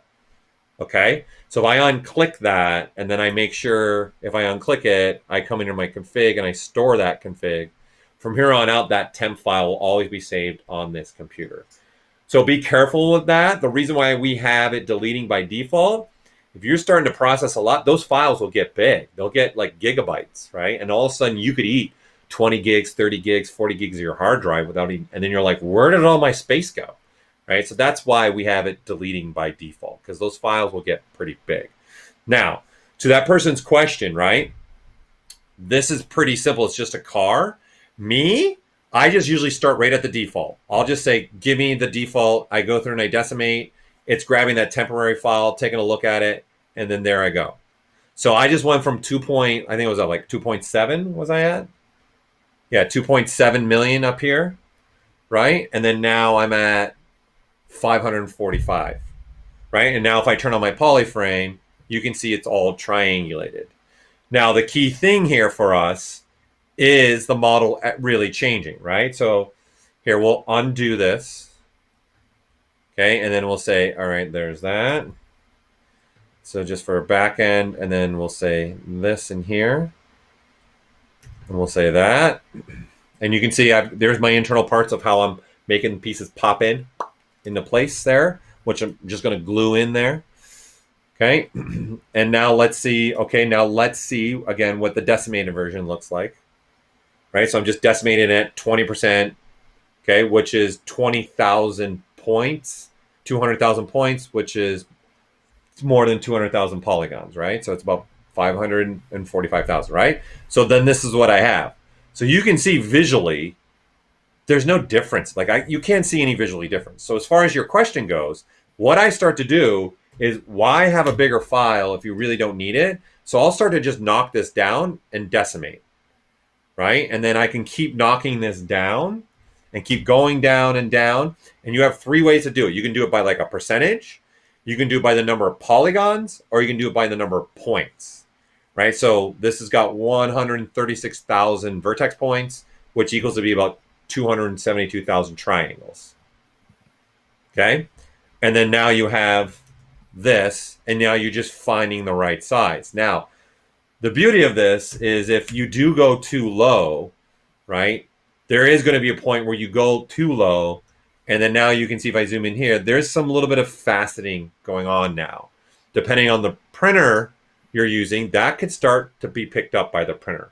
Like an FDM printer or now FFM printer, that's not going to really be picked up, especially at the scale that this is. That's not really going to be picked up, right? But then if I'm going way bigger and I'm going to higher end quality maybe, or even on an FFM, that might start getting picked up. So I can say, whoa, that's too low. And so the beauty is I can go back up, okay, and then hold that, okay? And now to the person that brought up a great thing that's using this, there's a question that just came through that's saying, hey, when they're using it, sometimes they lose some small details. Something that might be beneficial for you is now combining Decimation Master with some Sculptris Pro. And not so much just necessarily the brushes, but the feature. We ripped out the Sculptris Pro and made it its own feature. Josh, I know we're an hour and a half in. What do we have? 2 hours? Ending at 9. So What do we have? 35 minutes. Okay. All right. Because I want to get into how I did the snapping joints. Oh, I got a lot of tools in here. I might just kill this because this save might take too long because I've got I don't know, I think I got like 8 tools loaded that have a lot in it. I might kill this just to save us some. Oh, never mind. All right, forget it. Okay, it's saved. Okay, so just for the quick of time again, for that person that was bringing up a great point about, when you're using a Dynamesh, and then you're also using Decimation Master, detail is obviously going to be some important stuff for you, right? And you don't want to lose detail. So let me just throw some quick, ugly. Yes, perfect. Right? Yes, perfect. And then I like to throw this alpha in the mix every now and then. Yeah, great for sometimes for just some quick and dirty scratches, skin, or whatever it might be. Okay, so we are going to need to decimate this, right? And there's a point where, you will start to lose this. So for an example, let's pre-process this again. So now this is going to look at this sphere with these details, start analyzing it, and then start going through and then creating the process here, right? So this will probably go a little bit faster than we did with the car because I'm sending about 1.5 million, where the other one I was sending like 2.7 million, right? So it's 1.2 million less polygons. So I want to show something that could be beneficial for you, especially when you're talking about 3D. You got to decimate something down for the purpose of 3D printing, or think about this in a gaming engine. You just want to drop a model in a game engine. Or in some cases, you don't want to deal with like normal maps, displacement maps, and like say a render like RenderMan or Arnold. You could use the Decimation Master just to get your model and plop it in, right? You don't have to necessarily use all the mapping too if you wanted to. So here's a little trick maybe that'll also help you with some stuff and some things that you could play with as well through here. Okay, so now this is done. We go to decimate this, right? And then you can see it pretty much kept the great quality somewhat of the sphere, right? And you can see it is completely triangulated, right? So let's take this so you guys can visually see it. Again, at one point, this is going to get, or there, it's starting to get a little too faceted. So here, let's take this to 8,000, right? So you can see that's way too faceted. So to the person's question, they're decimating. It might be in a bigger model than this, and they need to decimate it down. So this is what I might suggest for you, okay? So I would find the decimation that works best for you, right? So let's just say let's just say in this case, let's say it's at the 10%, which is going to be 150,000, 57,000 points, right? And I'm keeping the details here now. But you can see there's a certain density happening everywhere. So what you could do, obviously, is this is where, again, the Sculptris Pro is going to be really beneficial for you guys, right? I'm going to be able to turn on Sculptris Pro, right? And then now this, I can even sculpt on the decimated piece, right? And then the smaller I go, so let's just go with a dots line, right? You can start sculpting into this, right? And then I have controls of this Sculptris feature as well. So I can turn up and down the amount of triangulation I want to start happening as I brush across this, right? So you can see the triangles I'm getting right now. It's not like a ton of triangles, right? So if I want more triangles, then you start changing your subdivision size, and then you can see it's getting more dense, right? And then I can keep going a little bit lower, and then it'll get more dense, right? And you see the strokes will start changing a little bit. You can see that better with something like the Damien Standard, I think. Will be a good one for you, right? So you can see that, and you can see the density you're getting there. And then, of course, if I up this right now, whoops, I shouldn't have changed my raw size. You can see you get a different density. And then again, if I go back to the stroke and keep up sizing this, you'll get a different density. Now, great, Paul, super, showed this to us already. What you could do now is, because this part is really important to you, and this doesn't have as much detail clearly, right? You guys could, forget this way, I could just mask off the parts that's important to me. Okay, which for me is all this lovely bumping and this lovely scratching craziness here, right? So I've got this all masked off now, the parts that are really important to me, that is valuable to me. And I'm going to use Sculptris Pro on this now, but I'm not going to use it by a brush base. I'm going to use it as like it's its own feature, because what we did is we ripped it out of the brush, okay?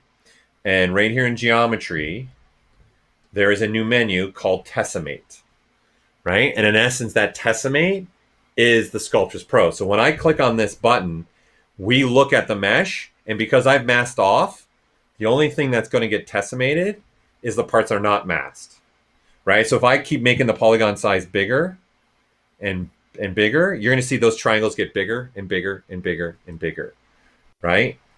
And you can see they can go super really large. And then now, obviously, if you go the opposite direction, you get back to being triangles, right? So this might be a way for you to do this too, where you could decimate, right? Because you're trying to get to a certain level, and then you still want to keep more detail, but then still start reducing more, but you don't want it to be globally. So you can do that with Decimator, but the Decimation Master also appreciates that.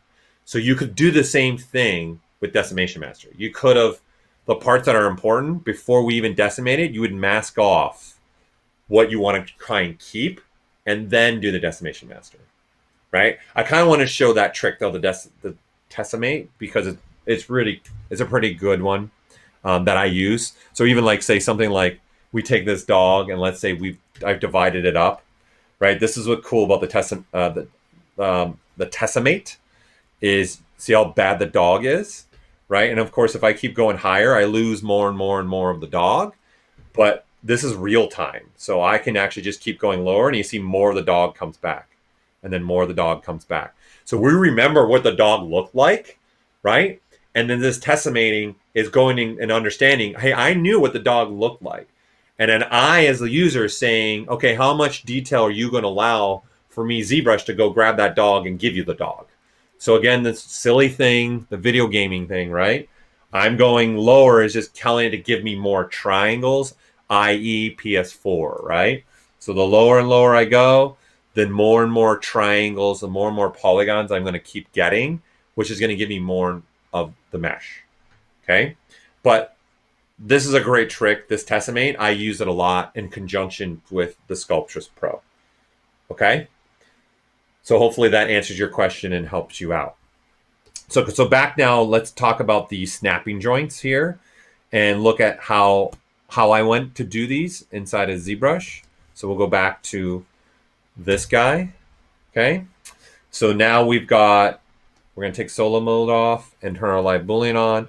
So now I've got a mesh that's got thickness. I've got a mesh, right? That's ready to go. I've got the shell that's clean. I've got an internal mesh, and I'm using now a cube to cut in half. So what I'm going to do is I'm going to make a start group, okay? And I'm going to say, all right, I'm going to duplicate that one again, and I'm going to bring this down towards the bottom list. And here, we'll get rid of this duplication. We don't need this one now, okay? And I'm going to make this a start group now too. So now I've got two start groups, okay? And this cube right here, I'm using on the top start group, right? So if I turn this one off, I'm using that as my cut part, right? So if I start moving this now in the world of ZBrush and LiveBooleans, I can actually see the shelling. This is like just in the printer software, right? That you guys have, you can slide a slider. This is pretty much what I'm doing. I'm doing the same thing. And I can see parts that might be issues for me, right? Which cupping is a big issue for, say, a printer like an SLA, because it could get stuck to the bottom of the plate. So I use this a lot to recognize maybe some cups, which then allows me, like in here, this is going to be a cupping. So as this is printing, it could create a vacuum on the printer, right? So I want to create holes in there. So that's kind of, and in here, that's what I want to do. I want to create some holes, which allows air to go through as the printer is happening. So there's not a chance for it to snap down to the plate and get stuck. And then it can't come back up to do the next layer. So in essence, you can see what I'm using this cube for. But what I'm using it for also is I need it to create multiple pieces, right? So I need a way to go, okay, I'm going to create this is going to be my back piece of the car, right? So I'm going to say, all right, the cube needs to be long enough here, like this. So now it's long enough. So the only thing that this start group is really looking at now is the back of the car. So I'm going to duplicate this now, okay? And I'm going to put this now in this start group, okay? So now I've got two start groups in here, okay? I've got this start group that says 3, and I got this start group that says 2 right now, right? And I want to turn this one also into negative. But before I do that, right, let's turn this start group off. I'm going to use ZModeler really quick. Okay, so I'm going to switch to my ZModeler. And obviously, one start group's making the back end of the car. One start group's going to make the front end of the car for me. So that's why I'm duplicating that box. That box is sitting, I'm using to make my cut line to make the two prints. And so what I'm going to do is this now square, I want the opposite. So in essence, I don't want the red part. So I'm switching to ZModeler. I'm holding down the space bar. I'm switching to QMesh, single polygon. And then I'm just pulling this out, right? To now, I want it to cover, in essence, the back part. And then now I'm going to come here, and I'm going to get rid of the front part, right? So you can see what happened now is I, in essence, made the opposite end of the cube for me automatically. So this was really easy. Like, obviously, you can see how easy this was. And now I turn this into a subtractive, right? And now you can see I've got this, right? So there's my front. Right? And if I turn this on, there's the whole car, but it's actually, we're looking at two pieces now. Okay. And this is why, here's why I like to do this in a folder. All right. So I'm using LiveBooleans. So this is like a rendering thing that we're doing inside of ZBrush. It's giving you a visual cue. I like to use the folder. This is why. I've got this folder, which is now my car parts. Okay. I click on this little gear. We have options now for my folders, right? So I can say, all right, I can Boolean the folder, and then there's Boolean with dsdiv. Okay, so that dsdiv stands for dynamic subdivisions. I don't have any dynamic subdivisions on this right now. So I would just hit this Boolean folder. And then what ZBrush is going to do is just go through these subtools one at a time. And it's going to see, okay, what do I need to do with each one? Do I need to union them together? Do I need to subtract some of them? Okay. And then also, because I have two start groups, it's going to understand that as two pieces, right? So you can see it just made two pieces for me, right? So let's say this one's going to be now the green piece. So we'll color fill object that, all right? And then we'll switch to red, and then you can see it, right? So now you have a green piece and the red piece, and you have both pieces as separate subtools now, right? But what I like about this is I still have the original pieces, okay? So this is now two separate pieces for me. And if I want to go, you know what? I originally, when I made mine, I didn't do the snap joints. And so I had to remake it, and I decided, you know what? I'm going to do the snap joints. Okay. So all I did now for the snap joints, and so this is an example, you can see all the subtools in the folder are now off automatically, and now the only two ones that are on are these two down here, right? So let's go back to having a white color. I'm going to turn the folder back on. We can turn these back off, and then now all we're looking at again is the car folder base, right? So I have these two pieces turned off and in here. So then what I did is I'm like, all right, I want to make a snap joint. It was pretty simple for me to do this. So I said, okay, I'm going to go to a piece here to draw on, and I'm going to draw on this cube, right? And then this cube is, I know, the cutting point, right? Unknown variant. How far did you lose that you lost me?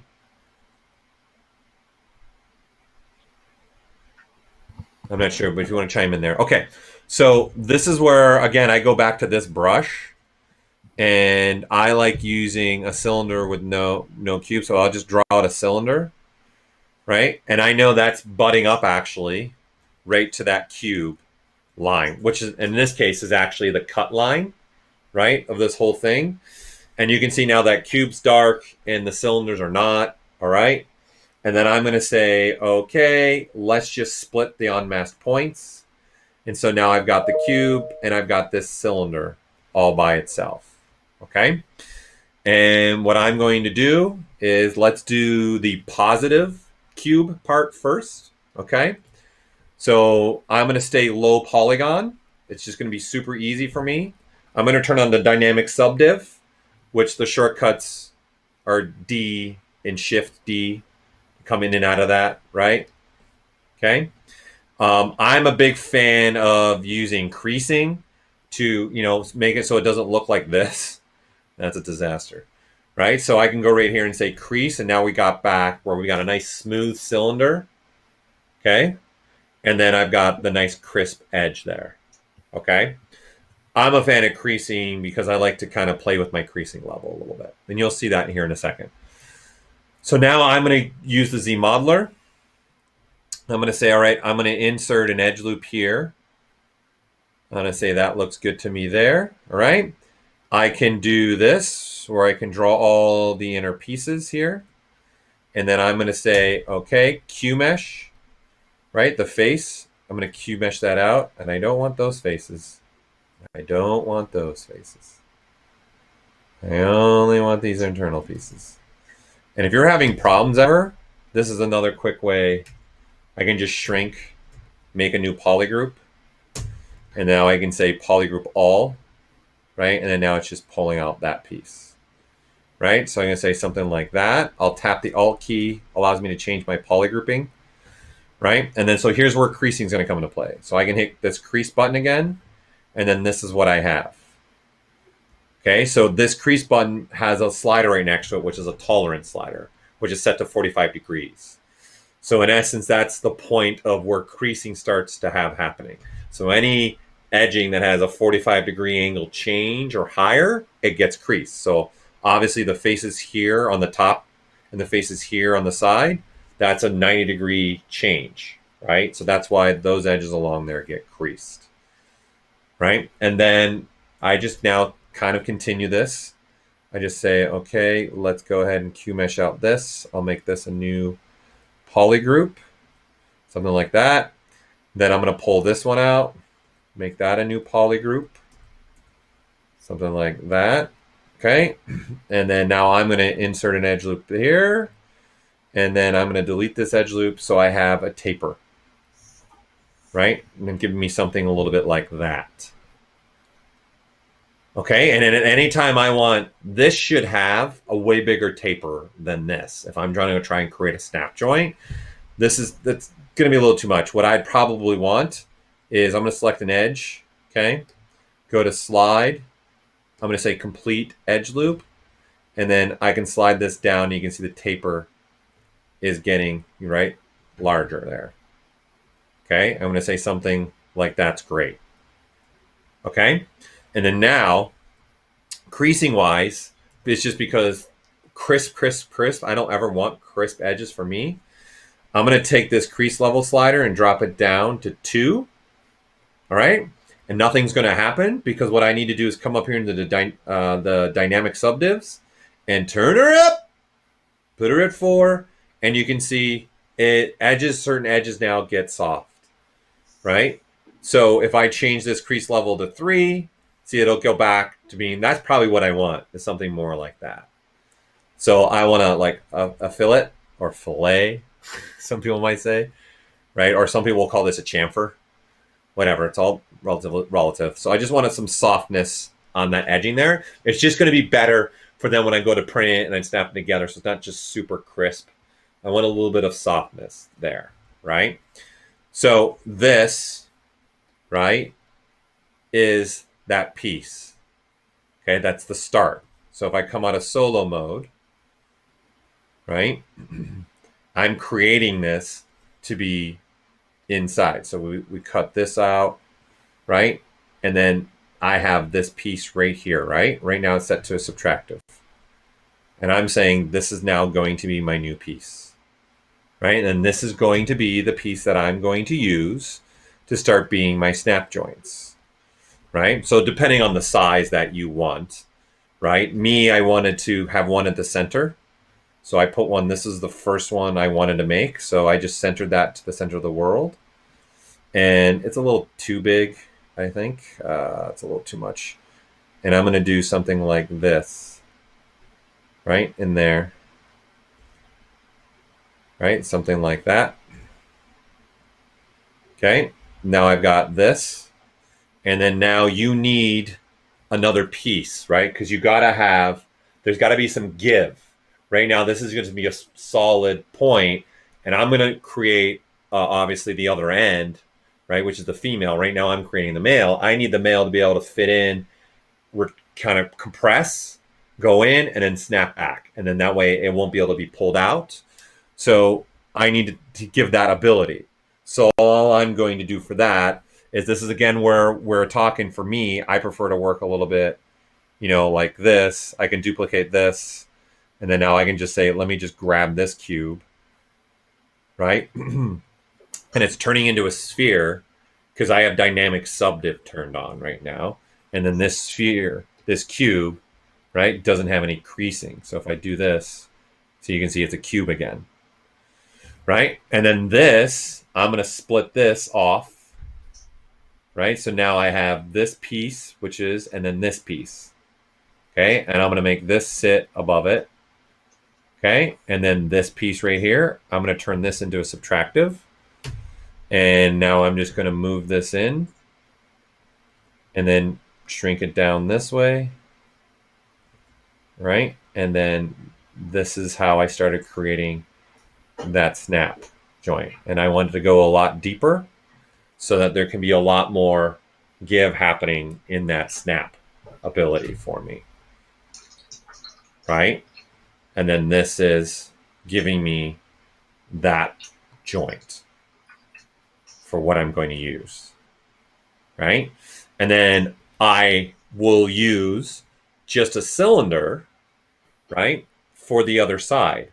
So obviously this side's going to have all the snaps, and then the other side's going to have all the female parts, right? So this is the benefit, again, of having this double, having the start groups, right? Because one start group, again, is the back of the car. One start group is the front of the car, right? So I'm going to say, okay, I need to use this again. So I'm going to duplicate this, right? I'm going to bring this into the other start group now, because this is going to need to be, I'm going to need to use this whole thing here in the sole of this.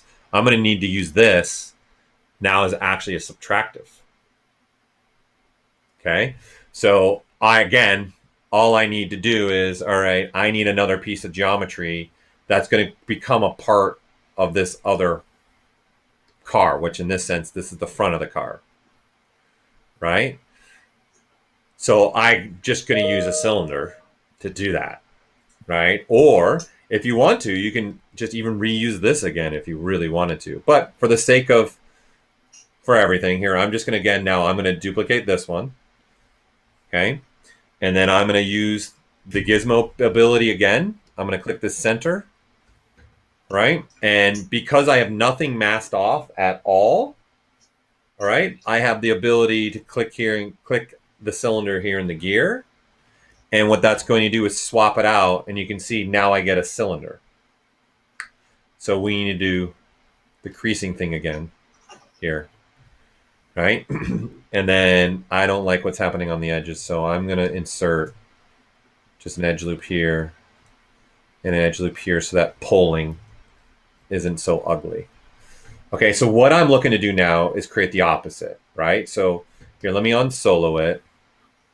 And let me turn this off and this off. Okay, and then this one's on. So what we have here is this is going to become my female piece. And now what I need to do is use the piece that I was using as the snap as my overall piece so that it'll snap in and fit just right a little bit. Okay, so I'm saying, all right, this cylinder obviously needs to be bigger, so I can turn on the transparency. And I've got that selected. I'm going to go a little bit bigger, and it needs to be probably, I'll go this long with it. Let's say something like that as an example. Okay. And now I've got this cylinder piece, and what I want to do now is use this piece as the cutting out. So I'm going to put it below and turn it as the subtractive. Right? So when I'm transparent now, you can see this is now the opposite, right? That's my female piece, right? So that snap joint that I'm making for the back end of the car is going to snap into the front end of the car now, right? And another thing that I will do to give myself some more play, some more room in here is in the deformation, you have an inflate ability, right? So I can come down here and I can say, let's inflate this by 10. And then you can see how much wider that got there. And then I can actually say, you know what? Do another inflate.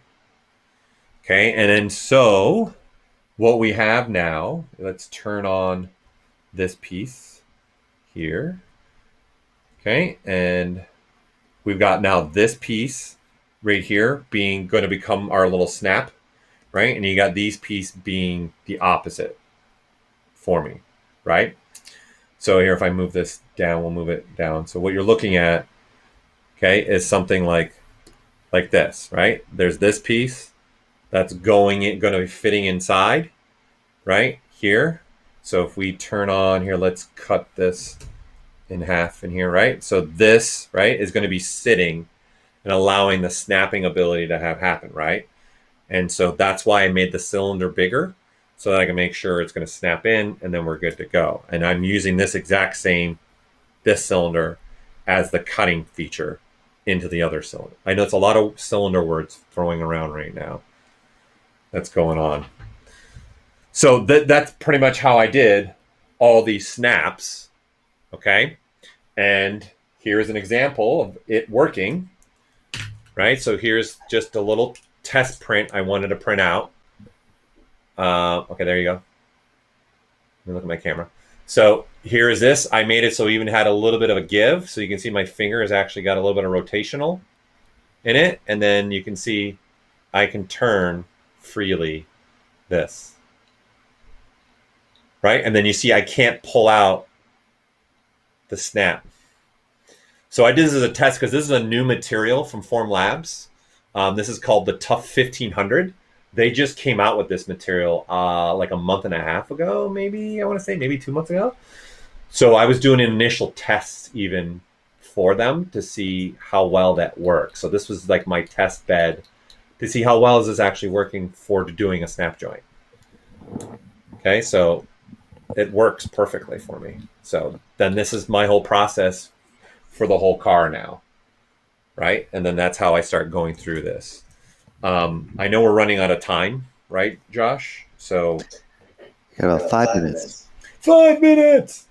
Okay, so something I want to show for this is important. Now that you've made this snap joint, in essence, right? God, it's getting warm in my office. You guys could do something else here, all right? So if I turn things on here, right? Let's just turn things on. What becomes nice is, okay, so you can see what I'm making here. The gizmo. The gizmo is going to allow us to move things as a group, right? So I can actually turn this little, okay, we're having a party, man. And do we need one pizza or do we need several pizzas, right? So this in essence is not pizzas. It's not pizza boxes. It's a number of subtools. So do I want more subtools to move around with me or not? So I can actually do this kind of thing where I can select out pieces, right? And I can move things kind of as a unit if I want to. So you can see I'm moving all the subtools together as a unit, right? So that's what this is allowing me to do, right? And then you can see now the backside's kind of transparent, and you can see only now certain subtools are moving that I'm selecting out. So we use the select ability to allow you to select out multiple pieces, right? So I use this a lot. So here, if we just look at this again on a simpler model real fast, and then there's one more folder thing I want to show for this, okay? So it's just like this. I say, okay, go into Gizmo. We're having a party. Let's bring it, right? And I select out the arms, and you can see like the clothing is kind of transparent in a way. This is now going to allow me to move these as a piece, as a unit. So I use this a lot when I'm duplicating things for 3D printing a lot, because I can move around multiple subtools as well. So what's nice is I just said that keyword duplicating. So for me, when I have a snap joint, in this case, I've started making this snap joint. Right now it's made up of 4 subtools. Here's something for you all that I think will be very beneficial. I'm going to pull these out of the folder, okay? I'm just going to pull them out. And obviously, I would take the time to rename these 100%, right? I would definitely not mess around. I would name these pieces so they make sense, okay? And what I'm going to do is turn on this, turn on multiple, okay? So I've got everything, and I'm going to hit Control F, so I can create a new folder. I'm going to say snap piece. Okay. And then now you can see these pieces now just went into their own folder. Right. So obviously I would, like I said, I'd rename this and I'd say mail. Right. And then this is the mail. I like to keep it short. And I'll say mail sub. Right. And I'll go down the line. Now, I needed this more than once, right? So I wanted to have multiple snap joints everywhere, right? So I need to be able to not just do this, where I come here to the folder and say transpose set, and I'm moving around all the subtools together. I want to duplicate, right? So you guys will first think about, well, how am I going to do that? Here's the best way and the easiest way to do that is in the plugins. If you go to Subtool Master, you can turn on folder only here. Okay, and every action in here can be done by just a folder basis. Okay, so it's the same thing. Like this gear is only folder only things happening, right? So you got these settings right here, but because this plugin has just been here forever, I think this plugin's like, I want to say 18 years old maybe. We added the folder ability, and what we added to this also was a copy folder, right? And then you can paste a folder even into another tool. So I can come here and then I can say, all right, I want to paste the folder, and it's going to go through the process. So what I'm trying to show is once you kind of create tools that have like some of the joins and stuff, you can just keep adding them to others. So you can see here, now there's the folder of this, right? So if we turn off some of these other meshes, right? And you have this piece, which it's massive compared to him. I think, yeah, there it is, right there, right? And there it is, right? But over here, again, because it's in a folder, I know I need multiple versions of it. So now I go to the gear here and I say duplicate. And I say, okay. And then now I've got whole nother folder of this snap joints, right? So then I would say transpose set just this folder. Right? And then now I can move that somewhere else in the world. Okay. And then I say, okay, I want to duplicate another one. Okay. And I say, okay. And then now I want to move another one, right? So this This transpose, it can be done by folder. So you can here see transpose set, right? And now if I want to add the first one, I can say transpose add, and now I'm moving both of these joints. So this is kind of how I did this to get to the point where I've got, obviously, you can see I got 4 snap joints going on in this here. There you go, right? So that's all I did is I made one folder, right, of all those subtools that made my snap joints, and then I just duplicated the folder and then moved them in the position where I want them to actually sit in the car, right? And that's a great way to go about doing this. So I know we're running out of time. I'll keep talking all day too, and I didn't even get to show everything I wanted to show. It's never enough time. Never enough time. So I don't know if I was missing any questions that were coming through, Josh, or did I get everything? I think you've got most of them. Well, hopefully this guys just gives you some more ideas of how you can use ZBrush, you know, take your sculpts and use them to start printing things out.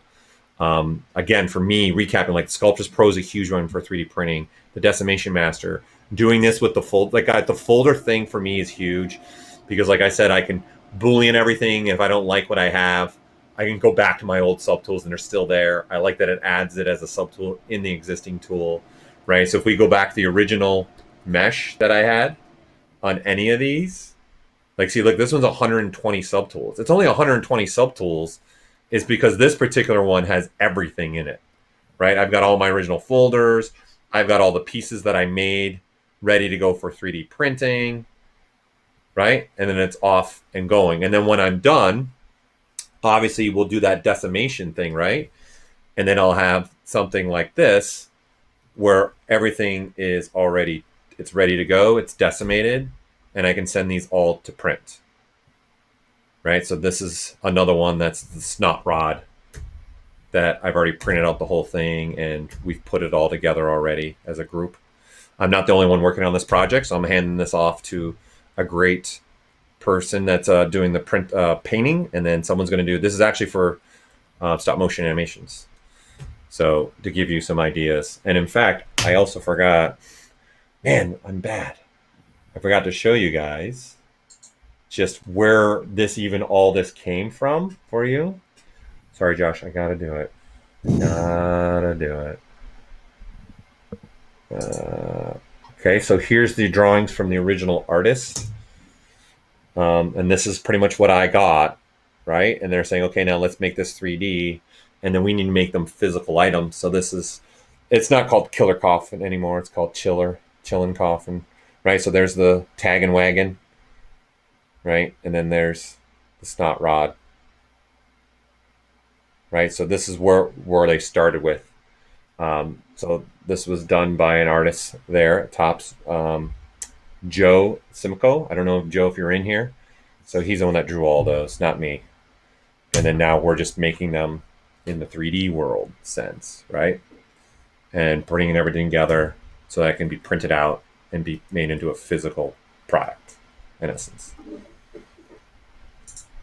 So then these is an example of the decimated. Yeah, it's fun to take, you know, you yourself too have done this in the past for yourself, right? Taking the concepts and then trying to recreate it in 3D and then think about what we're really going to be doing with it down the pipeline. Mm-hmm. That's awesome, man. I think I'm hearing myself in your speakers. Oh, are you? I think so. Uh-oh. Right at the end? Better. I know, weird, right? Yeah. Well, it's good it happened at the end. Yeah, exactly. Well, thank you so much, man. I really appreciate you showing all that stuff off. I was taking notes myself and just learning about all the shell stuff and the Sculptris Pro stuff, and the tessellate was actually a really awesome thing that I'd never seen that really used like that before, which is cool. Yeah. Yeah, it's a handy little tool and feature that you can find different ways to use it for sure. And I found a lot of good ways for using it in 3D. I see another question coming through. If the clip ends up giant next to the human model, how would you get the correct size again? So I would go back to using that Scale Master again, right? I would go back and see what size it is, and I can resize with that plugin again, right? Because I have the resizing ability there. And remember, I when I don't know if you were here in the very beginning, I a lot of times will create the bounding box of the whole project. So I've already got a bounding box, and then I can see even if stuff's clipping through the bounding box right from number one. So this is my number one subtool is my bounding box. Because when I'm working in the toy industry and things like that, Josh, I don't know how it was for you when you did collectibles, but they'll send me an image and they'll say, okay, we want it to be 6.39 inches by, they'll give you crazy numbers, right? And yeah, very specific. Yeah. And then they'll maybe change their mind because of the production. Like I said, they change their mind like, okay, we're not going to be able to make it this big. It's going to be too expensive. People won't buy it after we do the whole run. So I can always go back to that bounding box then at any time and say, okay, well, what size do you guys want it now? And I just type in the 3 numbers and I hit the 1 button, resize all subtools, and everything resizes.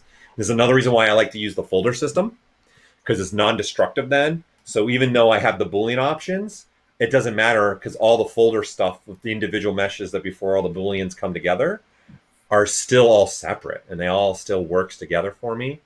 So that's why I like this kind of workflow for me. I really like to try and stay non-destructive as much as possible because it happens. I've actually adjusted the size of this car multiple times because I kept pulling up my little cube that represented him, right? And as I was working, I know the car's really pretty big right now, but there was a point where it's like, oh, wow, it's gotten too big. And then I'm like, well, I can't make it too small. And I got to find the size that's going to right. And I got to make sure that this guy's going to fit in the car and do what they're looking to do down the pipeline, right? So I think that shows the power of 3D printing, though. Right. And it shows the power of digital, right? That old school, they were wax, right? And they're like, hey, we need this to be 6 inches. Like, okay, I need 2 more months because I have to redo the whole wax. Exactly. We don't have to worry about that. It's like, okay, let me go just change some numbers in here and hit resize all subtools. And then we'll populate it down every single subtool for you. And then you're done. That's it. It's resized.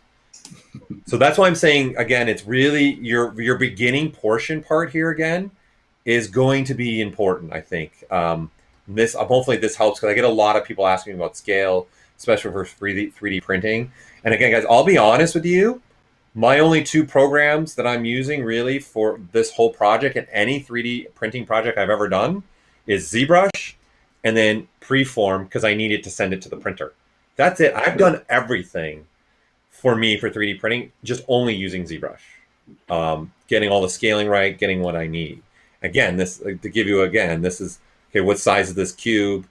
And then now I can even say, no, this cube is actually going to be 2 inches by 2 inches by 2 inches, right? And then I say resize, and then it's resized, right? And then even right here, I can do a 1-inch helper unit in here. So now there's another cube sitting in here that let me turn off the pizza boxes. That cube's actually 1 inches. Oh, we're having some weird error on your screen where the old snot rod tire is up there. It's weird. Oh, that's weird. Oh, I guess you guys can't see what I'm doing. It's a secret now. I can see it. That's weird. It's capturing. It's like up there. It's very strange. Yeah, it's like it's grabbing an old capture. Yeah, it was when you put up the garbage pail illustrations. It started after you were done with that. It started freaking out. Oh, let me see. Let me try something real quick. All right. Because I was doing a preview. All right. So anytime I can go turn that subtool off and see if there's any geometry poking out, and I know I've gotten too big, right from what was given to me as even the bounding box. Because you got to think they're giving you a bounding box too based upon packaging, because they're going to put it in a package as well, right? And then also not just the manufacturing. So in essence, you can use this as a packaging. And I know many toy companies that do use ZBrush to do their packaging. Because then they can have this, and then they'll just take the model, render it, and then just paint it right on the packaging inside of ZBrush, and that's how they get approval for even packaging.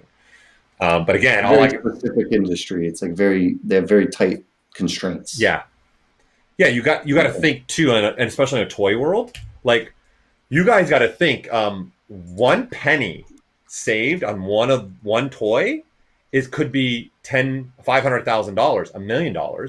Because are they manufacturing 500,000 of them? Are they manufacturing 1 million of them, right? That's a big difference, right? Of how many millimeters are in that wall thickness, how big the model is. Taking a model from just even like a 4-inch character, a 3-inch character could be like hundreds of thousands of dollars saved. And you're still getting the character, right? So again, I just do this, and then I hit resize all subtools, and then bada bing, bada boom, they're all resizing now. And it's all proportionally. So this guy's going to be, this new one's going to be bigger than now, right? And then now I hit this up and see now it's 3. Because it started at 1, and I tripled my sizing. Right? And that's very cool. Awesome. Well, thank you so much, Paul. We're going to wrap this up. Thank you for everybody who's watched the stream and who's joined us and asked all the questions. Really appreciate it. And thank you again, as always, to Lenovo for hosting these events. So really, really appreciate it. And just for all of you guys who are interested, we will be having an info session on Monday on this stream. So if you guys want to check out anything out about Gnomon, feel free to come and stop by. And that will be with special guest Ian McCaig. So he'll be having an interview with us for a while. So at least come listen to Ian and be inspired. So yeah, that's a good one. He's awesome. Ian's amazing. Yeah, I could listen to him talk forever. Yeah, so and he would go forever too. He's that kind and that good too. Exactly. Yeah. All right, on. Well, thank you guys very much. Really, really appreciate it. And we'll see you all next time. Have a good one, everybody.